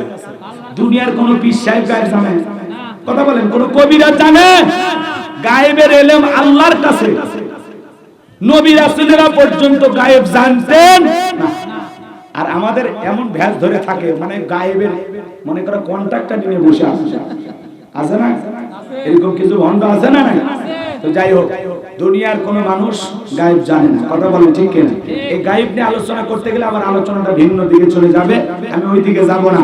আমার ভাইয়েরা এদিকে জেলার জেলখানার ভিতরে ঘুরতেছে, তখন আল্লাহর পয়গম্বর দানিয়েল আলাইহিস সালাম ডেকে বলে ও জেলা, তোমার চেহারা দেখে মনে হয় টেনশনে আছো, ব্যাপারটা কি? জেলা তখন ডেকে বলতেছে টেনশনে থাকবো না, বাদশা গতকাল রাতে কি যেন স্বপ্ন দেখেছে, স্বপ্নের কথা বলতে গিয়ে স্বপ্নের কথাই ভুলে গেছে। এখন 7 দিনের জন্য জনগণকে হুমকি দিয়েছে, 7 দিনের মধ্যে বাদশা স্বপ্নে কি দেখেছে এই কথাও বলা লাগবে, স্বপ্নের ব্যাখ্যাও বলা লাগবে, না বলে এই স্বপ্নের তাবির কারক জ্যোতিষী যারা আছে এদেরকে ফাঁসি দিয়ে মারবে। আল্লাহর পয়গম্বর দানিয়েল আলাইহিস সালাম ডেকে বলে শোনো, তোমার বাদশা স্বপ্নে কি দেখেছে স্বপ্নের কথাও আমার জানা আছে, এই স্বপ্নের ব্যাখ্যা কি হবে সেইটাও আমি জানি। বলেন আল্লাহু আকবার। এই কথা শুনতে দেরি বাদশার কানের কাছে খবর পৌঁছাতে দেরি করে নাই। আল্লাহু আকবার বলেন। ডেকে বলে বাদশা আমাদের জেলখানার ভিতরে এমন একটা ছেলে আছে, নাম হলো দানিয়াল, সে আপনার স্বপ্নের কথাও জানে, স্বপ্নের ব্যাখ্যাও জানে। এই কথা শোনার পর জালেম বাদশা বক্তে নাসর ডেকে বলে বাজানকে আমার সামনে নিয়ে আসো, যাও বাজানকে আমার সামনে নিয়ে আসো।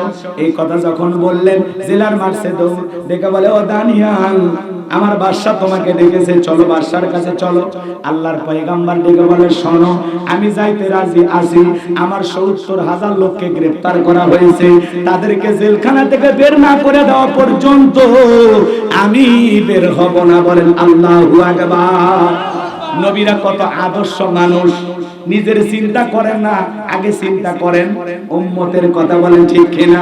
এজন্য আমরা যাত্রার পিছনে স্লোগান দেই, নেতা ভাই সিয়াক খান, ট্যাবলেট ভাই, ট্যাবলেট ভাই, ট্যাবলেট ভাই যেখানে আমরা আছি ঠিক সেখানে। ট্যাবলেট ভাই মরে গেছে কবরে, এখন আমরা কেন উপরে? যাত্রার পিছনে মিছিল করতে যায় আপনি আমি গ্রেফতার হই, হয় না এরকম? নেতার পিছনে স্লোগান দিতে যায় শিবগঞ্জের প্রশাসনের ভাইরা অথবা বগুড়া শহরের প্রশাসনের ভাইরা, ওই মিছিল থেকে 20-30 জন 50-100 জন মানুষকে গ্রেফতার করে নিয়ে গেল, নেতা সহ। নেতার তো মামু খালু দাদার অভাব নাই, টাকার অভাব নাই, সকালে জেলখানায় ঢোকে বিকেল বেলা বের হয়ে আসে। ওরা কি জনগণের চিন্তা করে?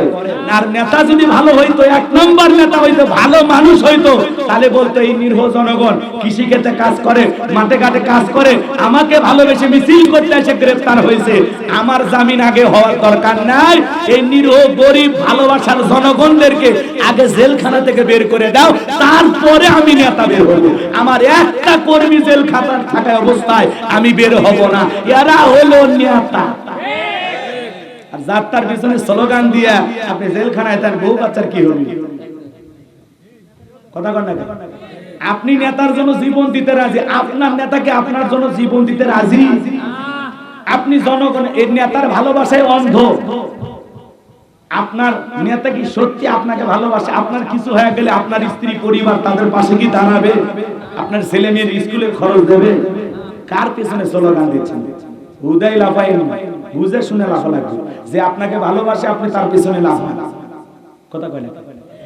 আপনি বিপদে পড়বেন, আপনার পরিবারকে সে সাহায্য করবে, এমন লোকের সাথে লাফান। কথা কন ঠিক কি না? কিন্তু যাত্রার পিছনে লাফাইয়া পরিবারের লোকদেরকে বিপদে ফেলার দরকার। আল্লাহ আমাদের বোঝার তৌফিক দান করুন, জোরে বলুন আমিন। আল্লাহর পয়গম্বরের কথা শোনার পর জেলার মারছে দৌড়, দেখে বলে বাদশা যেই ছেলেটা স্বপ্নের ব্যাখ্যা জানে, স্বপ্নের কথা জানে, তার একটা শর্ত আছে, ৭০,০০০ লোককে জেলখানা থেকে মুক্ত করে দিতে হবে। এই সমস্ত লোকগুলো তার। বাদশা বক্তে নাসর ডেকে বলে ওই ছেলে যদি বলে এই ৭০,০০০ লোক কেন? পুরো পৃথিবীর সমস্ত জেলখানার আসামিকে আমি ছেড়ে দিতে রাজি, বলেন আল্লাহু আকবার। এবার জেলার যা বলতেছে তোমার লোকেরা কই? সমস্ত লোকগুলোকে ছেড়ে দেওয়া হলো। আল্লাহর পয়গম্বরের সকল উম্মত যখন জেলখানা থেকে বের হয়ে গেল, সবার শেষে নবী দানিয়েল আলাইহিস সালাম জেলখানা থেকে বের হলেন। এবার বাদশার দরবারে যখন প্রবেশ করবেন বাজান গো আমার, ওই দরবারে প্রবেশের নিয়ম হলো যত মানুষ প্রবেশ করে মাথা নত করে প্রবেশ করতে হয়। কিন্তু নবী মানুষ কি কোনো জালেম বাদশার কাছে মাথা নত করতে পারে? জোরে বলেন পারে? ইমানদার কোনদিন মাথা নত করতে পারে না। আল্লাহর পয়গম্বর দেহটাকে আঁটো-সাঁটো করে, মাথাটাকে উঁচু করে, খুব কৌশল করে দরবারের ভিতরে প্রবেশ করলেন। এই দৃশ্য দেখে বাদশা বক্তেরা জোরে ডেকে বলে, বাবা যত মানুষ আমার দরবারে প্রবেশ করে সবাই মাথাটা নত করে ঢোকে, তুমি কেন মাথা নত করলা না? আল্লাহর পয়গম্বর ডেকে বলে, ও বাদশা, যে আপনার স্বপ্নের কথা আমার মাথার মেমোরির মধ্যে সেভ করে দিয়েছি, তার কথা হলো তাকে ছাড়া অন্য কারো কাছে মাথা নত করা যাবে না, বলে আল্লাহু আকবার। আর আমি যদি মাথা নত করতাম, সে যদি কষ্ট পাচ্ছেন, আর একটা আয়াত যে আছে সেগুলোর আলোচনা হওয়ার দরকার আছে না নাই? এই আয়াতটা বোঝানোর জন্য আমি সময় চাব 10 থেকে 15 মিনিট। কথা কয় না? 10 থেকে 15 মিনিট এই আয়াতটাকে বুঝাইয়াই একটু দিলটাকে নরম করে কথাগুলো শুনবেন। এদিকে খেয়াল করেন, ওই যে হযরত আলীর ঘটনা কি আপনারা মনে আছে? আচ্ছা, এই জালেম বাদশার এখন স্বপ্নের ব্যাখ্যাটা এবং স্বপ্নে কি এমন বিষয় দেখেছেন, এই দুইটা ঘটনা আমি অবশ্যই বলবো ইনশাআল্লাহ। এর আগে আমরা আরেকটি আয়াত তিলাওয়াত করেছি, তার কথাও বলা দরকার আছে না? একটু মনোযোগ দিয়ে সেই কথাটা শুনে, এটা খুবই গুরুত্বপূর্ণ। আল্লাহ রাব্বুল আলামিন বলেন, আল্লাযী খালাকাল মাউতা ওয়াল হায়াতা লিয়াবলুয়াকুম আইয়ুকুম আহসানু আমালা ওয়া হুয়াল আজিজুল গফুর। আল্লাহ রাব্বুল আলামিন বলেন, যিনি সৃষ্টি করেছেন মৃত্যু আর জীবন। আগে বলেছি এটা একটু নরম, মরবেন না, বলেন আমরা মারা যাব না। তো এই জায়গায় যে বসেছি এখান থেকে তো একটু কিছু নিয়ে যাওয়ার দরকার, কথা বলেন না কেন? তো বাড়িতে কি নিয়ে যাবেন সেই কথাটা এখন বলুন। একটু কিছু নিয়ে যান নাকি বলেন? মাহফিলে বসছেন, ওয়াজ শুনলেন, ভালো লাগলো, এই চলে গেলেন, এরকম একটু আমল নিয়ে যান। আল্লাহ কি বলতেছেন? আল্লাযী খলাকাল মাউতা ওয়াল হায়াতা, যিনি সৃষ্টি করেছেন মৃত্যু আর জীবন। আল্লাহকে মৃত্যুর কথা বললেন, কিসের কথা বললেন? তাহলে মৃত্যু কি কাছে না দূরে? জোরে বলেন। এ বাজান গো আমার, চোখটা বন্ধ করে আমি গুনাহগারের কথাগুলো শুনবেন। 10টা মিনিট আমি আপনাদের কাছে ভিক্ষা চাই, আপনার আমার ভালো লাগবে বাজান, একটু মনোযোগ দিয়ে শুনেন। আমার আল্লাহ বলেন, আল্লাযী খলাকাল মাউতা ওয়াল হায়াতা লিয়াবলুয়াকুম আইয়ুকুম আহসানু আমালা। আমার আল্লাহ বলেন, যিনি সৃষ্টি করেছেন মৃত্যু আর জীবন, এর মাঝে আল্লাহ পাক পরীক্ষা করে দেখবেন আমলের দিক দিয়ে কার আমল কত বেশি সুন্দর। যার আমল যত বেশি উত্তম সুন্দর, আল্লাহর কাছে সেই বান্দা তত প্রিয়। কথা বলেন ঠিক কিনা? এই জীবন মৃত্যুর মাঝামাঝি আল্লাহ পাক যে সময় দিয়েছেন, আমার আল্লাহ পরীক্ষা করে দেখবেন আমলের দিক দিয়ে কার আমল কত বেশি উত্তম, কার আমল কত বেশি সুন্দর। কথা বলেন ঠিক কিনা? তাহলে আল্লাহ প্রথমে কি বললেন? আল্লাযী খলাকাল মাউতা, যিনি সৃষ্টি করেছেন মৃত্যু। মৃত্যুর কথা কেন আগে বললেন? কারণ আছে না নাই? বাজানো গো আমার, এই দুনিয়াতে আসার একটা সিরিয়াল আছে, যাওয়ার কিন্তু কোনো সিরিয়াল নাই। দাদা আসছে, দাদার পরে বাবা আসছে, বাবার পরে আমি আসলাম, কিন্তু যাওয়ার বেলায় দাদার আগে নাতি চলে যায়, বাবার আগে ছেলে যায়। বাজান গো আমার, এই দুনিয়াতে কে কখন মারা যাবে আমরা কেউ জানি না। ছোট্ট দুধের শিশুটাও মারা যায়, যুবক মানুষটাও মারা যায়, আবার অনেক বৃদ্ধ বাবাজি বছরের পর বছর বেঁচে থাকে। কথা বলেন ঠিক কিনা? কিন্তু বাজান আজ হোক কাল হোক আমাদের সবাইকে মৃত্যুর স্বাদ গ্রহণ করা লাগবে। কুল্লু নাফসিন যায়কাতুল মাউত, প্রত্যেক প্রাণীকে মৃত্যুর স্বাদ গ্রহণ করা লাগবে। এই স্বাদ হলো দুই প্রকারের, মিষ্টি খাইলে মিঠা লাগে, নিম পাতা খাইলে কি লাগে? তিতা লাগে, মিষ্টি খাইতে যেমন মিঠা লাগে, নিম পাতা খাইতে যেমন তিতা লাগে, ইমানদারের মৃত্যু হলো মিঠা মৃত্যু। সুবহানাল্লাহ কোন। মৃত্যুটা কিভাবে হবে বাজার? যে ইমানদার আল্লাহর বান্দা, যে নেক আমল করবে, তার মৃত্যুটা খুব সহজ ভাবে হবে বাজান গো আমার। একটা মায়ের কোলে সন্তান দুধ পান করতে করতে যেমন ঘুমের মধ্যে চলে যায়, একজন খাঁটি মুমিনের মৃত্যু তেমনি ভাবে হবে, দুনিয়ার থেকে চলে যাবে, টেরও পাবে না। বলেন আল্লাহু আকবার। আর যারা নাফরমান বেঈমান গুনাহ করেছে, অপরাধ করেছে, বাজান গো আমার, আজরাইল ফেরেশতা যখন জানটা কবজ করতে আসবে, রূহটা কবজ করতে আসবে, পা থেকে মাথা পর্যন্ত রূহটা ছটফট করবে। দেখেন না কত মানুষ চোখগুলো বড় বড় করে, কত মানুষ পায়খানা পেশাব পর্যন্ত করে দেয়, চিৎকার মারে, গালিগালাজ করে, আমাকে বাঁচাও বাঁচাও বলে চিৎকার মারে। বাজান গো আমার, আজ হোক কাল হোক আপনাকে আমাকে বিদায় নিতে হবে। ওই মৃত্যু বড় কঠিন বাজান গো আমার। হযরত মুসা আলাইহিস সালামকে ডেকে বলা হয়েছে, মৃত্যুর যন্ত্রণা আপনার কাছে কেমন মনে হয়েছে? হযরত মুসা আলাইহিস সালাম ডেকে বলে, একটা জ্যান্ত ছাগলের গা থেকে চামড়া খসাইলে ছাগলের যেমন কষ্ট হয়, আমার কাছে মৃত্যুর যন্ত্রণা তেমনি কষ্টকর মনে হয়েছে। বলেন আল্লাহু আকবার। বাজান গো আমার, মৃত্যু আপনার আমার আসবে, আমরা কেউ আল্লাহর দুনিয়ায় চিরকাল বেঁচে থাকবো না। আইনামা তাকুনু ইদরিকুমুল মাউতু ওয়ালাউ কুনতুম ফি বুরুজিন মুশাইয়াদা। আল্লাহ ডেকে বলেন, যেখানে থাকো, যে অবস্থায় থাকো, মৃত্যু তোমাদেরকে ধরবে, মৃত্যু থেকে পালানোর কোনো রাস্তা খোলা নাই। ওই মৃত্যু বড় কঠিন বাজার, মৃত্যুর যন্ত্রণা আপনি আমি সহ্য করতে পারবো না। বিশ্বনবীর ইন্তেকালের সময়টা কেমন ছিল জানেন? নবীজি আমার অসুস্থ, কয়েকদিন ধরে জ্বর। মৃত্যুর আগে বিশ্বনবী একটু সুস্থতা লাভ করতেছেন, এমন সময় জিবরাইল দরজায় এসে নবীজিকে সালাম দিলেন। আমার নবীজি তখন তার রানটা, মাথাটা আম্মা জান আয়েশার কোলে দিয়ে শুয়ে আছেন। সুবহানাল্লাহ বলে। জিবরাইল এসে বলে, নবী গো, আপনি যদি অনুমতি দেন আমি ভিতরে প্রবেশ করব। তবে আমার সাথে আজকে আরেকজন অতিথি এসেছে, যেই ফেরেশতা জীবনে কোনোদিন কারো কাছে যাওয়ার আগে অনুমতি চায় না। আজকে আমার সাথে আরেকজন ফেরেশতা আসমান থেকে এসেছে, তার নাম হলো আজরাইল, মালাকুল মউত। আপনি যদি অনুমতি দেন আমরা ঘরে প্রবেশ করব। হযরত ফাতেমা বাজারে চোখের পানি ছেড়ে দিয়ে কান্না করতেছেন। নবী ডেকে বলে, ফাতেমা যাও যাও, দরজা খুলে দাও। দরজা খুলে দিলেন। জিবরাইল আর আজরাইল দুইজন বিশ্ব নবীর রুমের ভিতরে প্রবেশ করলেন।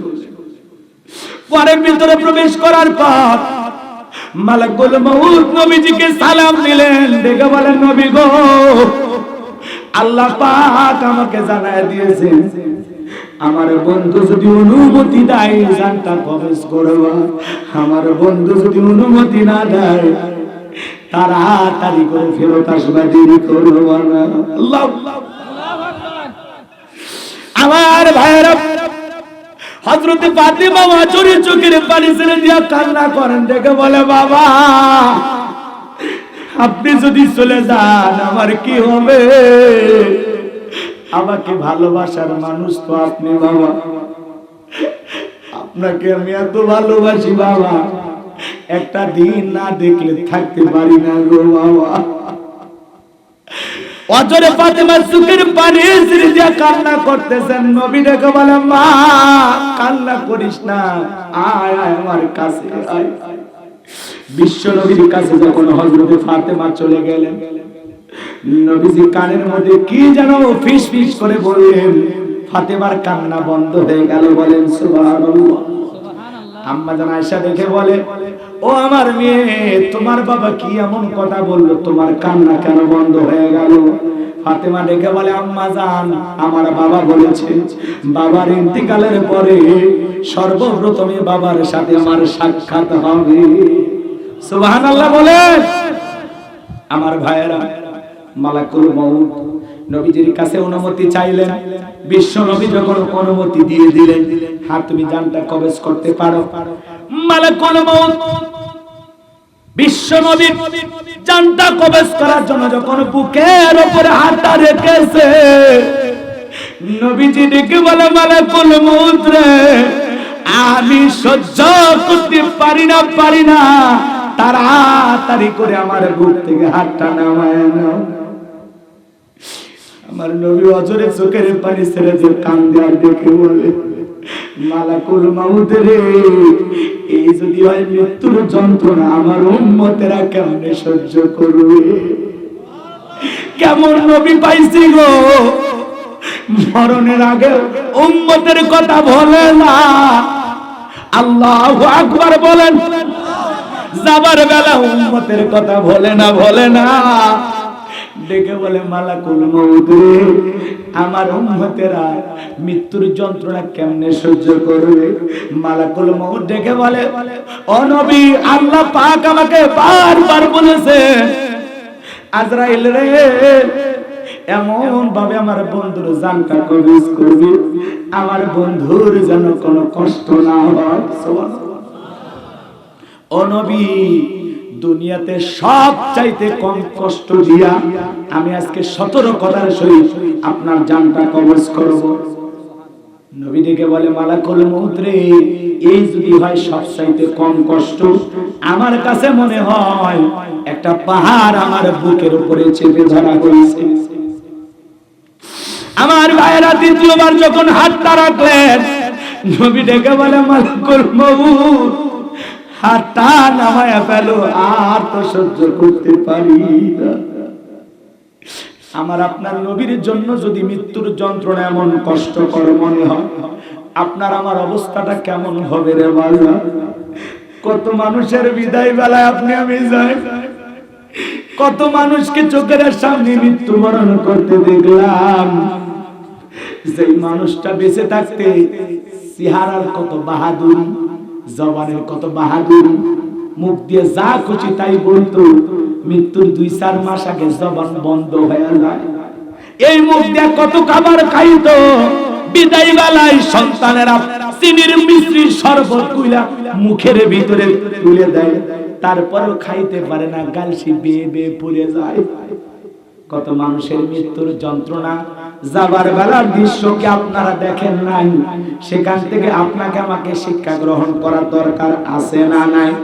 এ শিবগঞ্জের যুবকেরা, আল্লাহ রাব্বুল আলামিন বলেন, আল্লাযী খলাকাল মাউতা ওয়াল হায়াতা, যিনি সৃষ্টি করেছেন মৃত্যু আর জীবন। যাবার কোনো সিরিয়াল নাই, যখন তখন তোমার আমার বিদায়ের ঘন্টা বাজতে পারে। কত যুবক পরীক্ষা দিয়েছে, রেজাল্ট বের হবে কালকে রেজাল্ট বের হবে, আজকে মারা গেছে। কত যুবক বন্ধু বান্ধব নিয়া কক্সবাজার ঘুরতে গেল, কিন্তু বাড়িতে লাশ হয়ে ফেরত আসলো। কথা কর না কেন? যুবক, তুমি আমি 3-4 দিনের সফরে যখন বের হই, তোমার আমার একটা ব্যাগ থাকে, ওই ব্যাগের ভিতরে কি থাকে? মোবাইল, চার্জার, প্রেমিকার ডায়েরি। কথা কর না কেন? আপনার আমার পোশাক থাকে কিনা? সফর মাত্র 4 দিন 5 দিন, এই সফরের জন্য একটা ব্যাগ আমরা সাজাই নেই, মোবাইল, চার্জার, শ্যাম্পু, সাবান, পোশাক আশাক যা যা লাগে ওই ব্যাগের ভিতরে ভর্তি করে নেই। যুবক রে, 5-7 দিনের সফরের জন্য তুমি একটা ব্যাগ সাজাইলা, আজকে হোক কালকে হোক তোমাকে আমাকে কবরে যেতে হবে। এ যুবক, কবরে যাওয়ার আগে দেখো তো তোমার আমার কি আমলের ব্যাগটা রেডি আছে? দেখো তো ওই আমলের ব্যাগের ভিতরে নামাজ আছে কিনা, যাকাত আছে কিনা, দান খয়রাত আছে কিনা, পিতামাতার সাথে ভালো ব্যবহার করেছো কিনা, স্ত্রীর সাথে ভালো ব্যবহার করেছো কিনা, পাড়া প্রতিবেশীর সাথে ভালো আচরণ করেছো কিনা, দেখো তো রবের বিধান মোতাবেক এই জমিনে চলেছো কিনা। কবরে যাওয়ার আগে, সওয়াল জবাব দেওয়ার আগে, রবের সামনে দাঁড়ানোর আগে, মৃত্যু আসার আগে একটু নিজের জিন্দেগিতে কি কি করলাম একটু হিসাব নিকাশ করা আছে না নাই? জোরে বলেন, হিসাব নিকাশ করার দরকার আছে না নাই? যদি আমলের ব্যাগের দিকে তাকায়, নামাজ পড়ি নাই, রোজা রাখি নাই, চলাফেরা ঠিক নাই, ব্যবহার ঠিক নাই, মা বাবার মনে কষ্ট দিয়েছি, খারাপ ব্যবহার করেছি, এইজন্য যুবক রে, তোমাদের পায়ে হাত দিয়ে অনুরোধ করে বলে যায়, ওই কবর বড় কঠিন জায়গা, ওই কবরে তোমাকে আমাকে যেতে হবে। আমার নবীজি বলেছেন যে কবরে চলে গেল তার চাইতে অসহায় আর কেউ নাই। ইন্নামাল কুবুরু রাউযাতুম মিন রিয়াদিল জান্নাহ আও হুফরাতুম মিন হুফারিন নার রাহু তিরমিজি। বিশ্বনবী ডেকে বলেন, যে ব্যক্তির আমল ভালো, মৃত্যুর সঙ্গে সঙ্গে আল্লাহ রাব্বুল আলামিন তার কবরটাকে জান্নাতের বাগান বানায় দিবেন। সুবহানাল্লাহ বলেন। আর যে ব্যক্তির আমল খারাপ, মৃত্যুর সঙ্গে সঙ্গে তার কবরটা হয়ে যাবে জাহান্নামের আগুনের গর্ত। বাজান গো আমার, ওই কবর বড় কঠিন জায়গা। কারো কবরে যদি একবার জাহান্নামের গর্ত হয়ে যায়, তার কিন্তু বাঁচার কোনো উপায় নাই। নবীজি আমার এক জায়গায় বসা, জিবরাইল এসেলেন আসমান থেকে, এসে বলে, নবী গো, এই মুহূর্তে একটা আওয়াজ হইল, সেই শব্দকে আপনার কান পর্যন্ত পৌঁছেছে? বিশ্ব নবীকে বলে, হ্যাঁ, এই মুহূর্তে আমি একটা অদৃশ্যের আওয়াজ শুনতে পাইলাম। জিবরাইল ডেকে বলে, নবী গো, আজ থেকে 70 বছর আগে আল্লাহ রাব্বুল আলামিন জাহান্নামের গর্তের মুখে একটা পাথর ছেড়ে দিয়েছে। এই মাত্র এই পাথরটা গিয়ে জাহান্নামের তলদেশে পৌঁছাইল। এ বাজান গো আমার, একটা জাহান্নামের গর্তের মুখে ফেলে দেওয়া পাথর যদি নিচে পৌঁছাইতে 70 বছর সময় লাগে, আল্লাহ না করুক, আল্লাহ না করুক, আপনার আমার গুনাহের কারণে, অপরাধের কারণে আসমান জমিনের মালিক বেজার হইয়া একবার যদি জাহান্নামের গর্তে ফেলে দেয়, আপনার আমার বাঁচার কিন্তু কোনো উপায় নাই। দুনিয়ার আগুনের চাইতে ওই জাহান্নামের আগুনের পাওয়ার হলো 70 গুণ বেশি। আযাব সহ্য করার মতো শক্তি আপনার আমার দেখে নাই। এ বাজান গো আমার, এই জন্য কবরে যাওয়ার আগে নেক আমল করে যেতে হবে। এই জন্য আল্লাহ পাক বলেন, আল্লাযী খালাকাল মাউতা ওয়াল হায়াতা লিয়াবলুয়াকুম আইয়ুকুম আহসানু আমালা। আমি আল্লাহ সৃষ্টি করেছি মৃত্যু আর জীবন, এর মাঝামাঝি যে সময়টা আমি আল্লাহ পাক দিলাম, আমি আল্লাহ পরীক্ষা করে দেখব আমলের দিক দিয়ে কার আমল কত বেশি সুন্দর। যার আমল সুন্দর তার আখিরাত সুন্দর, যার আমল খারাপ তার কপালে অপেক্ষা করতেছে দুঃখ যন্ত্রণা। কথা বলেন ঠিক কিনা? ফামাই আমাল মিসকালা যাররাতিন খায়রান ইয়ারা ওয়া মাই আমাল মিসকালা যাররাতিন শাররান ইয়ারা। আল্লাহ বলেন, বান্দারে, যাররা পরিমাণ, অনু পরিমাণে যদি নেক আমল করো, ওইটাও তোমার আমলনামায় লিপিবদ্ধ করা হবে। আবার যাররা পরিমাণ, অনু পরিমাণে যদি গুনাহ করো, বদ আমল করো, ওইটাও তোমার আমলনামায় লেখা হবে। আর একবার যদি কেউ গুনাহ নিয়ে অন্ধকার কবরে যায়, ওই কবরের ডানের মাটি বামে চলে যাবে, বামের মাটি ডানে চলে যাবে। এমন জোরে শ্বাস দেবে বাজার, এক পাজরের হাড় অন্য পাজরে ঢুকে যাবে। এ বাজার গো আমার, ওই কবর বড় কঠিন জায়গা, ওই কবর বড় কঠিন জায়গা। ওই কুমিল্লা জেলার মধ্যে আল্লাহর এক বান্দা ইমাম সাহেব মারা গেছে। 10 মাস আগে তাকে কবরে শায়িত করা হয়েছে। বৃষ্টি পানি হয়ে কবরটা কাদা মাটিতে ঠেকঠাকা হয়ে গেছে। ছেলেদেরকে, বন্ধু বান্ধবদের স্বপ্ন দেখায়, আমি বড় বিপদে আছি, আমাকে একটু কবর থেকে তোলো। সবার কথা শুনে আমার ভাইয়েরা এলাকাবাসীর সাথে পরামর্শ করে আল্লাহর গোলাম ইমাম সাহেবকে যখন কবর থেকে তোলা হলো, এ বাজার 10 মাস আগে যেমন লাশটা ছিল, লাশটা তেমনই আছে, দেহটা পচেও নাই, গলেও নাই। বলেন আল্লাহু আকবার। নেক আমলের মেডিসিন নিয়ে কবরে চলে গেছে। আল্লাহ রাব্বুল আলামিনের যারা প্রিয় বান্দা হয়ে কবরে চলে যাবে বাজার, ওই কবরে যদি আমল নিয়ে যাইতে পারি, কবর আপনার আমার সাথে ভালো ব্যবহার করবে। যদি আমল না নিয়ে যেতে পারি, কবর হবে যন্ত্রণার কারখানা। বিষাক্ত সবল সাপ কবরে থেকে সবল মারবে, পা থেকে মাথা পর্যন্ত বিষের যন্ত্রণায় দেহটা জ্বলে যাবে।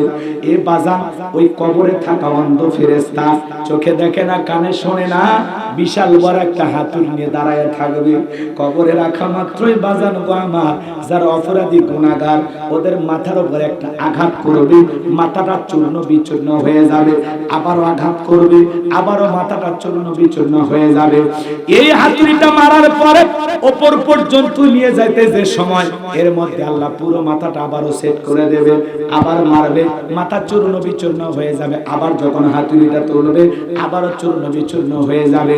এই যদি হয় কবরের শাস্তি, এই যদি হয় অবস্থা, এ বাজান গো আমার, সেই কবরে যাওয়ার আগে নেক আমল করে যাওয়ার দরকার আছে না নাই? কারা কারা নেক আমল করে 5 ওয়াক্ত সালাত আদায় করে, কোরআন সুন্নাহ দিয়ে জীবন সাজায় কবরে যাইতে চান, দুহাত তুলে আল্লাহকে একবার দেখা। আল্লাহ আমাদের সবাইকে নেক আমল করে কবরে যাওয়ার তৌফিক দান করুন। জোরে বলুন আমিন। আরো জোরে বলুন আমিন। হাত নামান। কষ্ট হচ্ছে না বাজান? মৃত্যু আসবে, যেতে হবে। কি নিয়ে যাচ্ছি কবরে, একটু ভাবার দরকার আছে না? যুবক, পায়ে হাত দিয়ে অনুরোধ করো, ঘুমানোর আগে 2টা মিনিট বালিশে মাথা রেখে চিন্তা করো, আজকে যদি তোমার আমার মৃত্যু হয়ে যায়, মনে করো তুমি আমি মারা গেছি, লাশটা বের করা হচ্ছে, আত্মীয় স্বজন পিতা মাতা ভাই বোন কান্নাকাটি করতেছে, সবাই তোমার আমার লাশটা ঘিরে আছে, দেখে রঙিন পোশাক খুললা সাদা কাপড়ের মধ্যে মোড়াইয়া কবরে রাখা হচ্ছে। এরকম একটু ভাবো ভাবো যে মারা গেছি, মারা গেলে কি হবে, কবরে রাখার পর আমার কি হবে, আমি কতটুকু আমল করেছি, আমি কবরের সওয়াব দিতে পারবো, আমার কি আমলের পাল্লাটা ভারী হয়েছে, আমি কি জান্নাতি হতে পারবো? একটু হিসাব নিকাশ করে এই জমিনে চলার দরকার আছে না? কিন্তু আমরা তো বেহিসাবি চলি, নামাজ নাই, রোজা নাই, হজ নাই, যাকাত নাই, দান নাই, খয়রাত নাই, ভালো ব্যবহার নাই, মুখের যা খুশি তাই করে যাচ্ছে, চলা ফেরা এমন খারাপ, শয়তান আমার চাইতে কথা বল না। আছে না এরকম মানুষ? আপনাদের এলাকায় না। তো যাই হোক, এই যে আমি আর আগে এদিক খেয়াল করেন 2টা ঘটনা বললাম, তখন কিন্তু লোকজন কেউ উঠে কয় হুজুর ভালোই ওয়াজ করতেছে, এখন একটু মৃত্যুর কথা, কবরের কথা বলতেছি, তখন আর ভালো লাগে, কয় হুজুর ভয় দেখাচ্ছে, একা একা কবরে কেমনে থাকবে, কি হবে আপনার আমার অবস্থা, একটু একটু চিন্তা করার দরকার আছে না? এত মানুষের জানাজায় গেলাম, কালকে আমার জানাজা হতে পারে, আমি কি নিয়ে রওনা করব, আমার পরকালের সফরটা সহজ হবে না কঠিন হবে, একটু চিন্তা করার দরকার আছে না? খবর নাই, মরার পরে যা হয় হবে, কবরে আবার কে দেখতে যাবে, আছে না স্লোগান?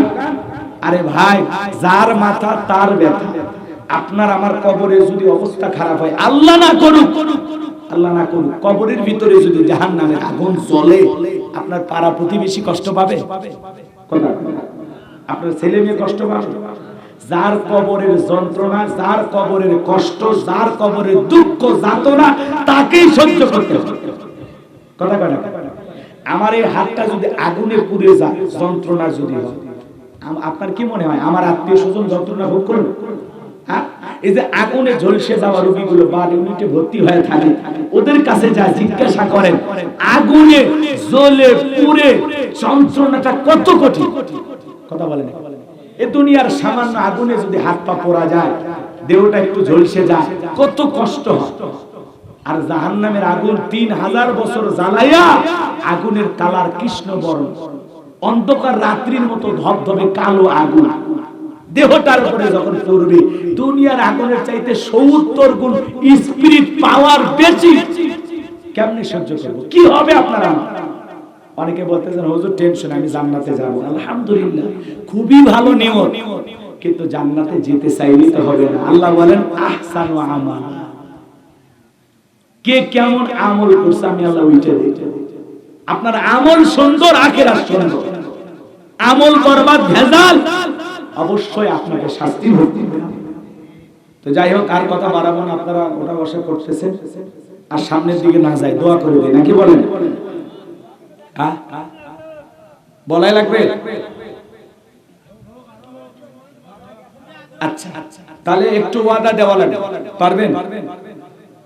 যুবক তোমরা যারা আসো, দাড়ি কাটছে, আজকের মাহফিল থেকে কি 2-1 যুবক পাওয়া যাবে যে হুজুর এই ভুরগাটা এই মসজিদের মাহফিল আপনার সামনে ওয়াদা দিলাম, হুজুর জীবনে কোনো দিন আর দাড়িটা কাটবো না, রাসূলকে ভালোবেসে আমি দাড়ি রাখবো, এরকম কি কোনো 2-1 যুবক পাওয়া যাবে যে হুজুর আমি রাখবো ইনশাআল্লাহ, ওয়াদা দিলাম?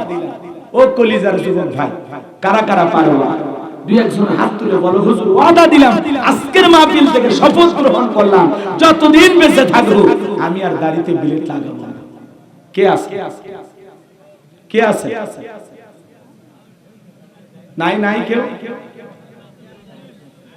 কই? আলহামদুলিল্লাহ। কোন যুবক দেখি? হ্যাঁ, আপনি রাখবেন তো ইনশাআল্লাহ? রাখবেন? আর দাড়িতে বেলেট লাগাবেন না? 1 পাইছি, আর কি? 2 আলহামদুলিল্লাহ। চাচা আপনি তো আছেন, তুমি রাখবা বাবা? আলহামদুলিল্লাহ, তিনজন। আর কে? পাঁচটা মানুষ অন্তত হন আছে। আর দুইজন যুবক। বাবা এই দুনিয়া কিছুই না। কই কই ওই এক দুই। আলহামদুলিল্লাহ, যাক পাঁচজন মানুষ পাইছি। আজকের মাহফিল সফল। এই যুবকেরা যদি দাঁড়িয়ে রেখে নেক আমল করে, আজকের মাহফিল আল্লাহ কবুল করবেন। জোরে বলেন আমিন। এইবার আরেকটা ওয়াদা। জীবনে অনেক আমরা নামাজ কাজা করেছি, অনেক মিথ্যা কথা বলেছি। আজকের মাহফিল থেকে হয়তো বা হুজুর আমি এশাও করিনি, হুজুর আমি ফজরও করিনি, আজকে থেকে নিয়ত করেন যে হুজুর যতদিন বেঁচে থাকবো নামাজ কাজা করব না। এরকম নামাজের বিষয়ে পাক্কা ওয়াদা কারা কারা দিতে পারবে? হাত তোলেন। যে হুজুর জীবনে আর কোনোদিন নামাজ ছাড়ব।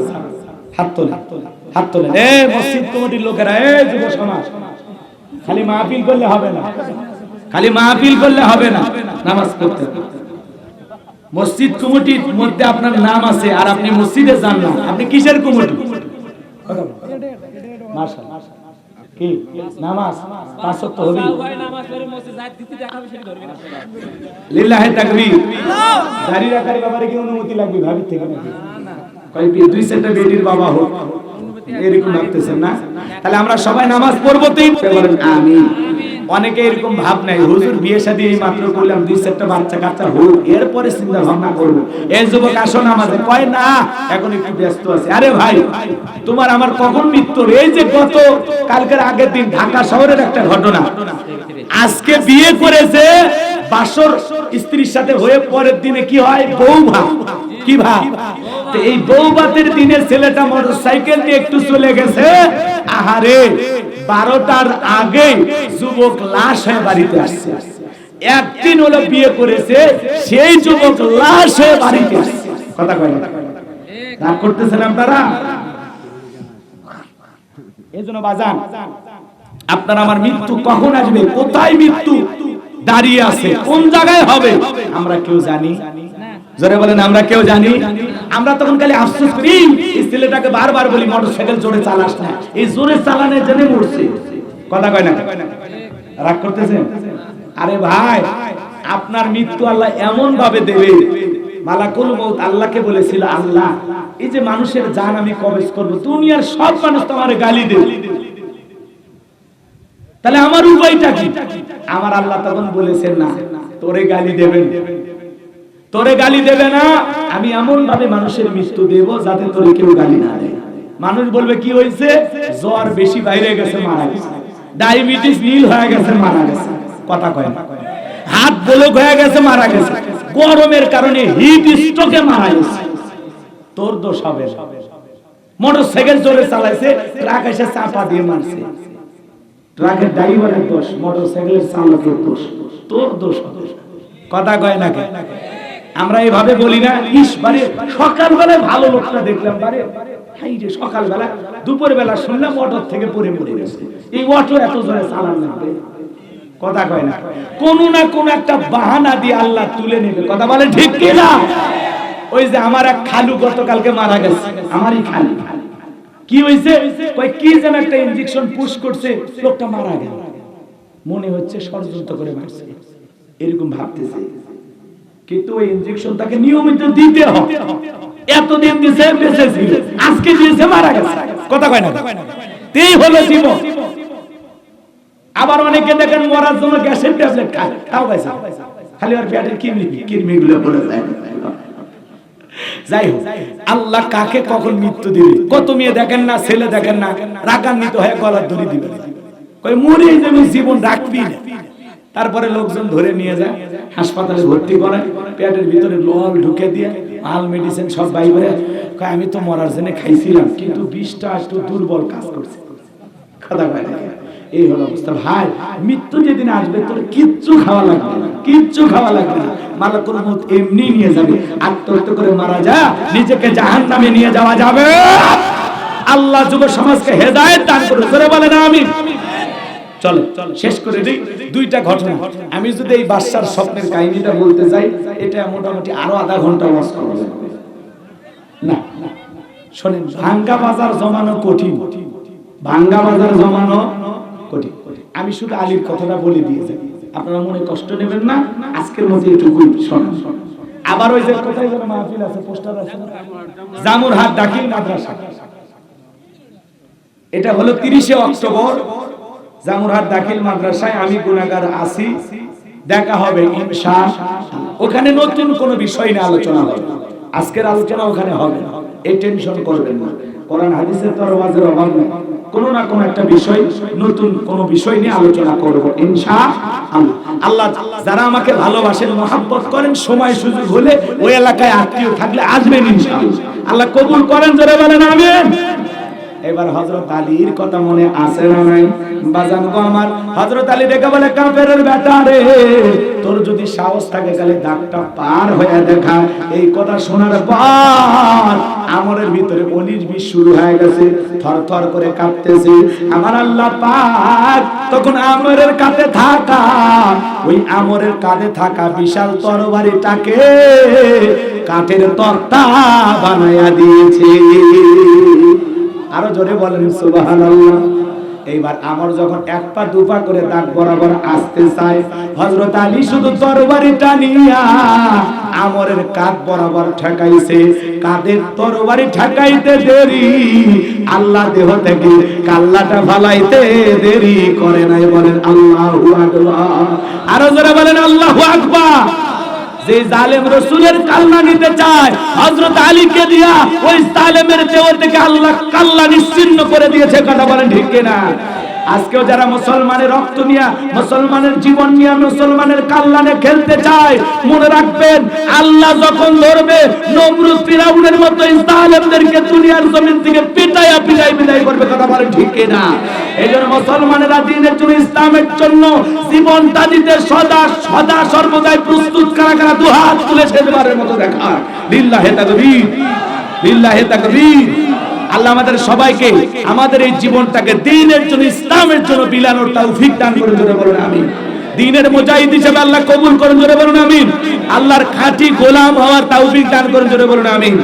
রাসূলের প্রিয় উম্মত হওয়ার তৌফিক দান করুন। জোরে বলুন আমিন। হাত নামান। ওয়া আখিরি দাওয়ানা আলহামদুলিল্লাহি রাব্বিল আলামিন। এই দোয়া করে দিন। জি না, ওই যে আধা ঘন্টা আরো লাগবে। শোনেন, আসলে আমি ওয়াজ আটকে রাখি না, কিন্তু ওই যে বললাম না যে যখন একটু মৃত্যুর কথা বলতেছি, কবরের কথা বলতেছি, তখনই লোকগুলো চলে খারাপ দেখায় না। ওই এখনো অনেকগুলো আছেন, সেটা বুঝেছি, ওয়াদা করছি। তা আমি তো ওয়াদা করার পরে আবার অনুরোধ চাইতেছি আপনাদের কাছে যে আজকের মতো মাফ করে দেন।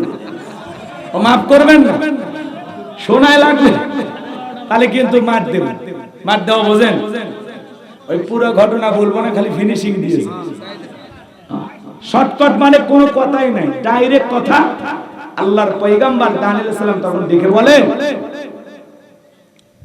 আপনি স্বপ্নে যখন ঘুমের মধ্যে ছিলেন, তখন আপনি স্বপ্নে দেখেন এমন বিশাল একটা মূর্তি, যে মূর্তির পা জমিনে, মাথা আসমানে। ডানের দিকে তাকাচ্ছেন, তার দেহ দিয়ে পুরো পৃথিবীটা ঢাকাইছে। বামের দিকে তাকাইছেন, পুরো দেহটা ঢাকায় রাখছে। আর এই মূর্তি পাটা বানানো ছিল মাটি দিয়ে। কি দিয়ে?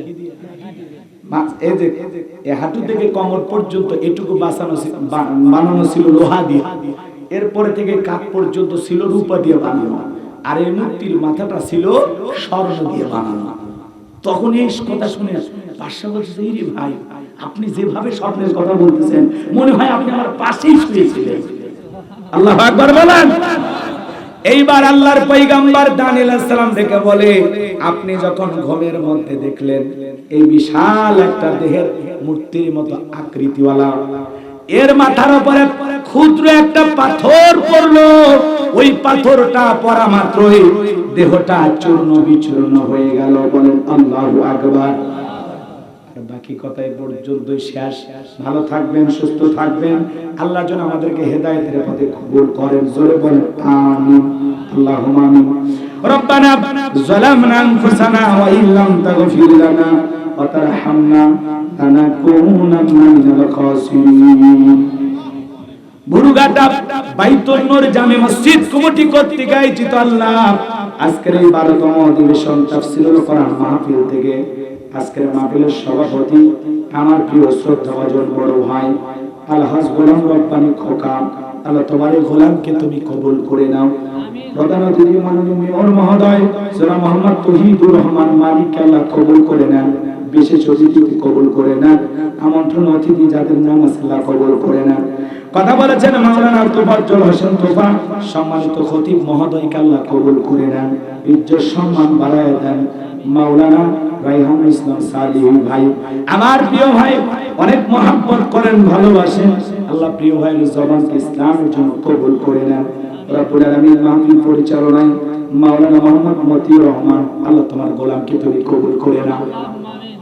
রব্বুল আলামিন মাগরিব থেকে পর্যন্ত যত উলামায়ে কিরাম আলোচনা করেছেন প্রত্যেকটা কথার উপরে আমাদের আমল করার তৌফিক দিয়ে দাও।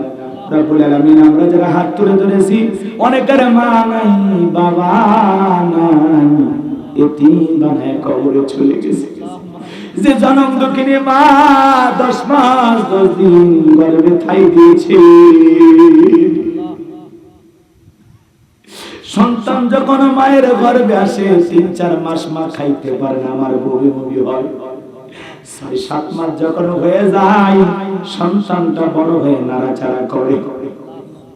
8-9 মাস যখন হয়ে যায় সন্তানের পেটের ভিতরে এতটা বড় হয়ে যায়, এতটা নাড়াচাড়া করে, সারা রাত মা না ঘুমাইয়া জায়গা থাকে। সন্তান ডেলিভারি যখন সময় হয়ে আসে, গভীর নিশীথে মা বাবার 2টা পা জড়াইয়া কান্দে। মায়ের চোখের পানি যখন বাবাকে স্পর্শ করে, বাবা ঘুম থেকে উঠে বলে, বিবি এত রাত্রি বেলায় কেন তুমি কান্না করো, কি হয়েছে তোমার?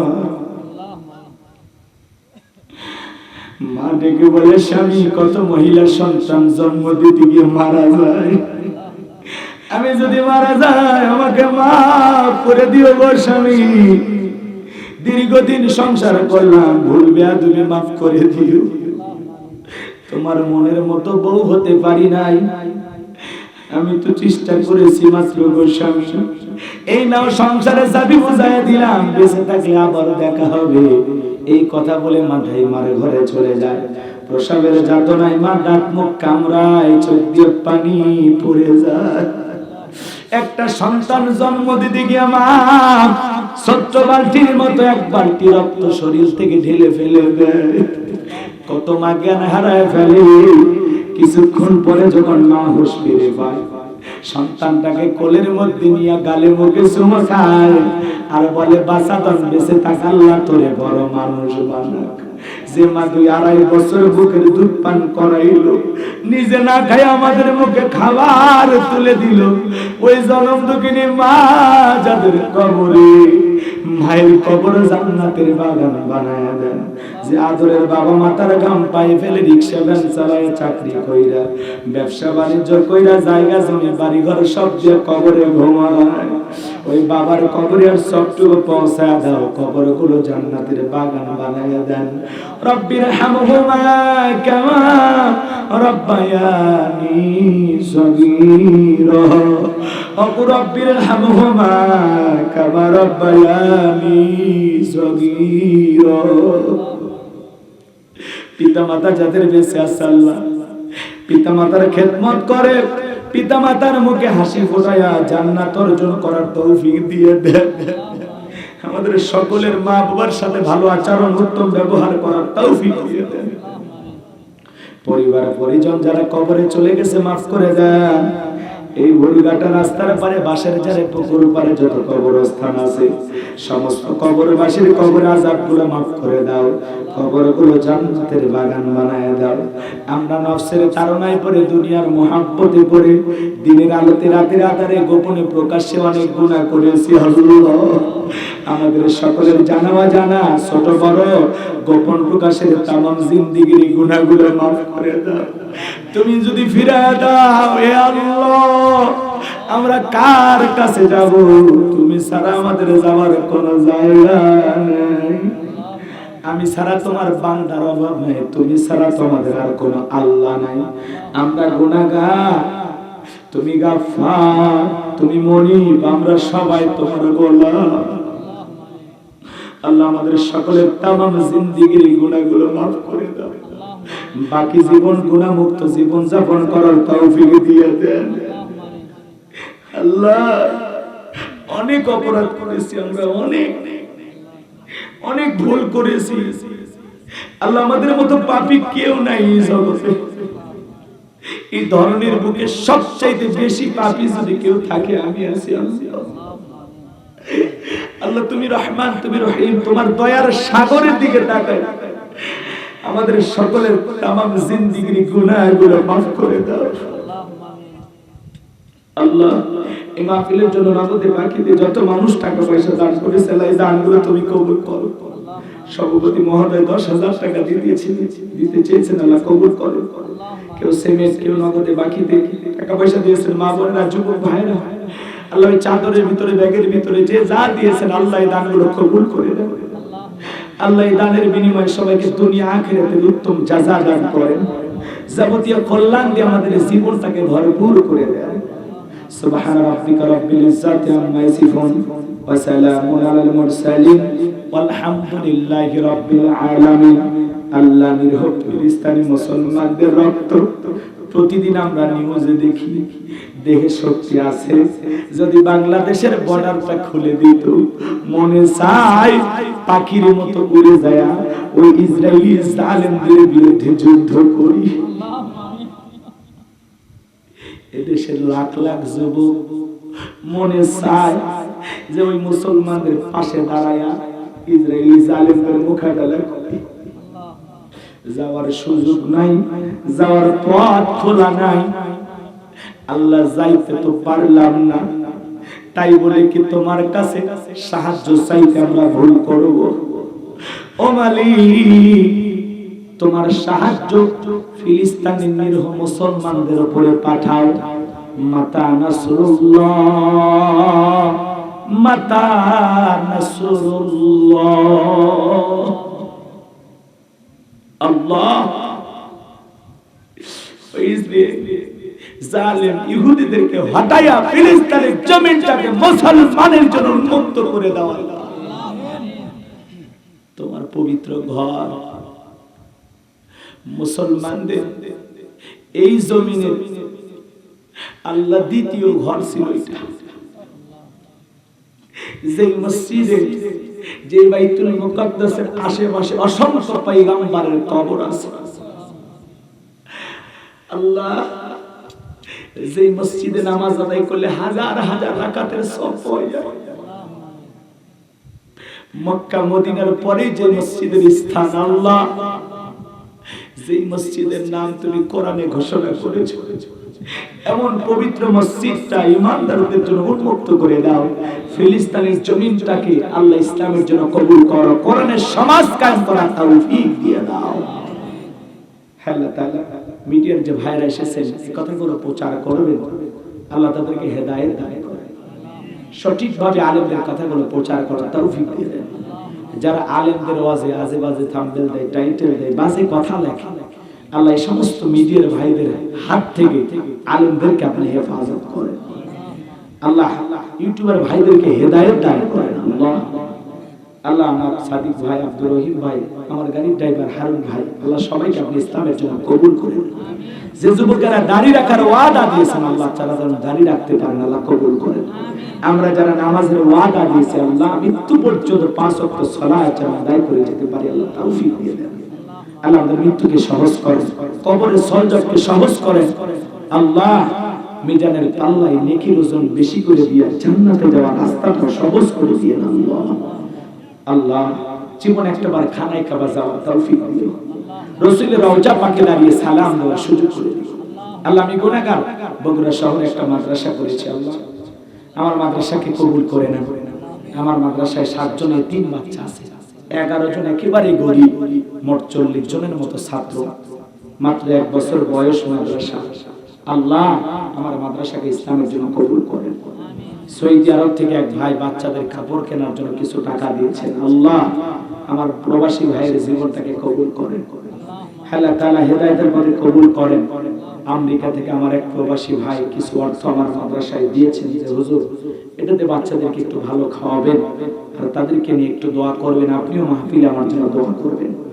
আল্লাহ তাআলা ভাইটার নাম মুন্সি আকবর, খুবই ভালো মানুষ, তার দুইটা ছেলে একটা কন্যা। আল্লাহ তাআলা আমেরিকা প্রবাসী আমার ভাই, ইসলামের জন্য বড় উদার, এদেশের মাজলুম একজন আলেম, তার পরিবারও তিনি 2 লক্ষ টাকা সহযোগিতা পাঠাইছেন। সে বক্তা ভাইটা আমার জেলখানায়। আল্লাহ তাআলা এই ভাইয়ের আলেমদের প্রতি অনেক ভালোবাসা, আল্লাহ তার রোজগারে বরকত দেন, তার ব্যবসা প্রতিষ্ঠানে বরকত দেন, তার জিন্দেগির গুনাহগুলো মাফ করে দেন। আল্লাহ এই মসজিদের জন্য যত ভাইরা দান করেছেন আল্লাহ এই দানগুলো কবুল করেন। আল্লাহ যারা ইসলামের জন্য কাজ করতে চায় আল্লাহ কবুল করে নেন। আমি গুনাহগারের কথা শোনার জন্য যারা দূর দূরান্ত থেকে কষ্ট করে গাড়ি ভাড়া করে ছুটে এসেছে আল্লাহ নিরাপদে বাড়ি পর্যন্ত পৌঁছার তৌফিক দিয়ে দেন। সবাইকে আপনার রহমতের চাদরে আবৃত করুন। আল্লাহ প্রত্যেকটা ঘরে ঘরে শান্তির ফয়সালা করে দেন। আল্লাহ যার যার মনের কামনা বাসনা পূরণ করে দেন। আল্লাহ আমাদের ক্ষেত খামার ব্যবসা বাণিজ্য বরকত দিয়ে দেন, দাম্পত্য জীবনে সুখ দেন, ছেলে মেয়েদেরকে দ্বীনমুখী বানায় দেন। আল্লাহ তাদেরকে যেন মানুষের মতো মানুষ বানাইতে পারে আল্লাহ তৌফিক দিয়ে দেন। আল্লাহ মসজিদের নামাজি বানায় দেন। এই মসজিদের মুসল্লি কমিটির ভাইদেরকে 5 ওয়াক্ত নামাজ মসজিদে গিয়ে জামাতের সহিত আদায় করার তৌফিক দিয়ে দেন। যুবকেরা প্রতি বছর যেন আয়োজন করতে পারে আল্লাহ তৌফিক দিয়ে দেন। আগামী বছর বড় কোনো আলেম নিয়ে এসে এ মাঠে কোরআনের তাফসীর করার তৌফিক দিয়ে দেন। জীবনে কোনোদিন যদি শিবগঞ্জ বগুড়ার মুসলমানের সাথে দেখা না হয়, এই মুখগুলো আল্লাহ জান্নাতের শীতে পরিচয় করায় দিও। যেদিন মৃত্যু আসবে দয়ার নবীর চাঁদ মুখখানা দেখতে দেখতে জবানে জারি করে দিও লা ইলাহা ইল্লাল্লাহু মুহাম্মাদুর রাসূলুল্লাহ সাল্লাল্লাহু আলাইহি ওয়াসাল্লাম। আসসালামু আলাইকুম ওয়া রাহমাতুল্লাহ।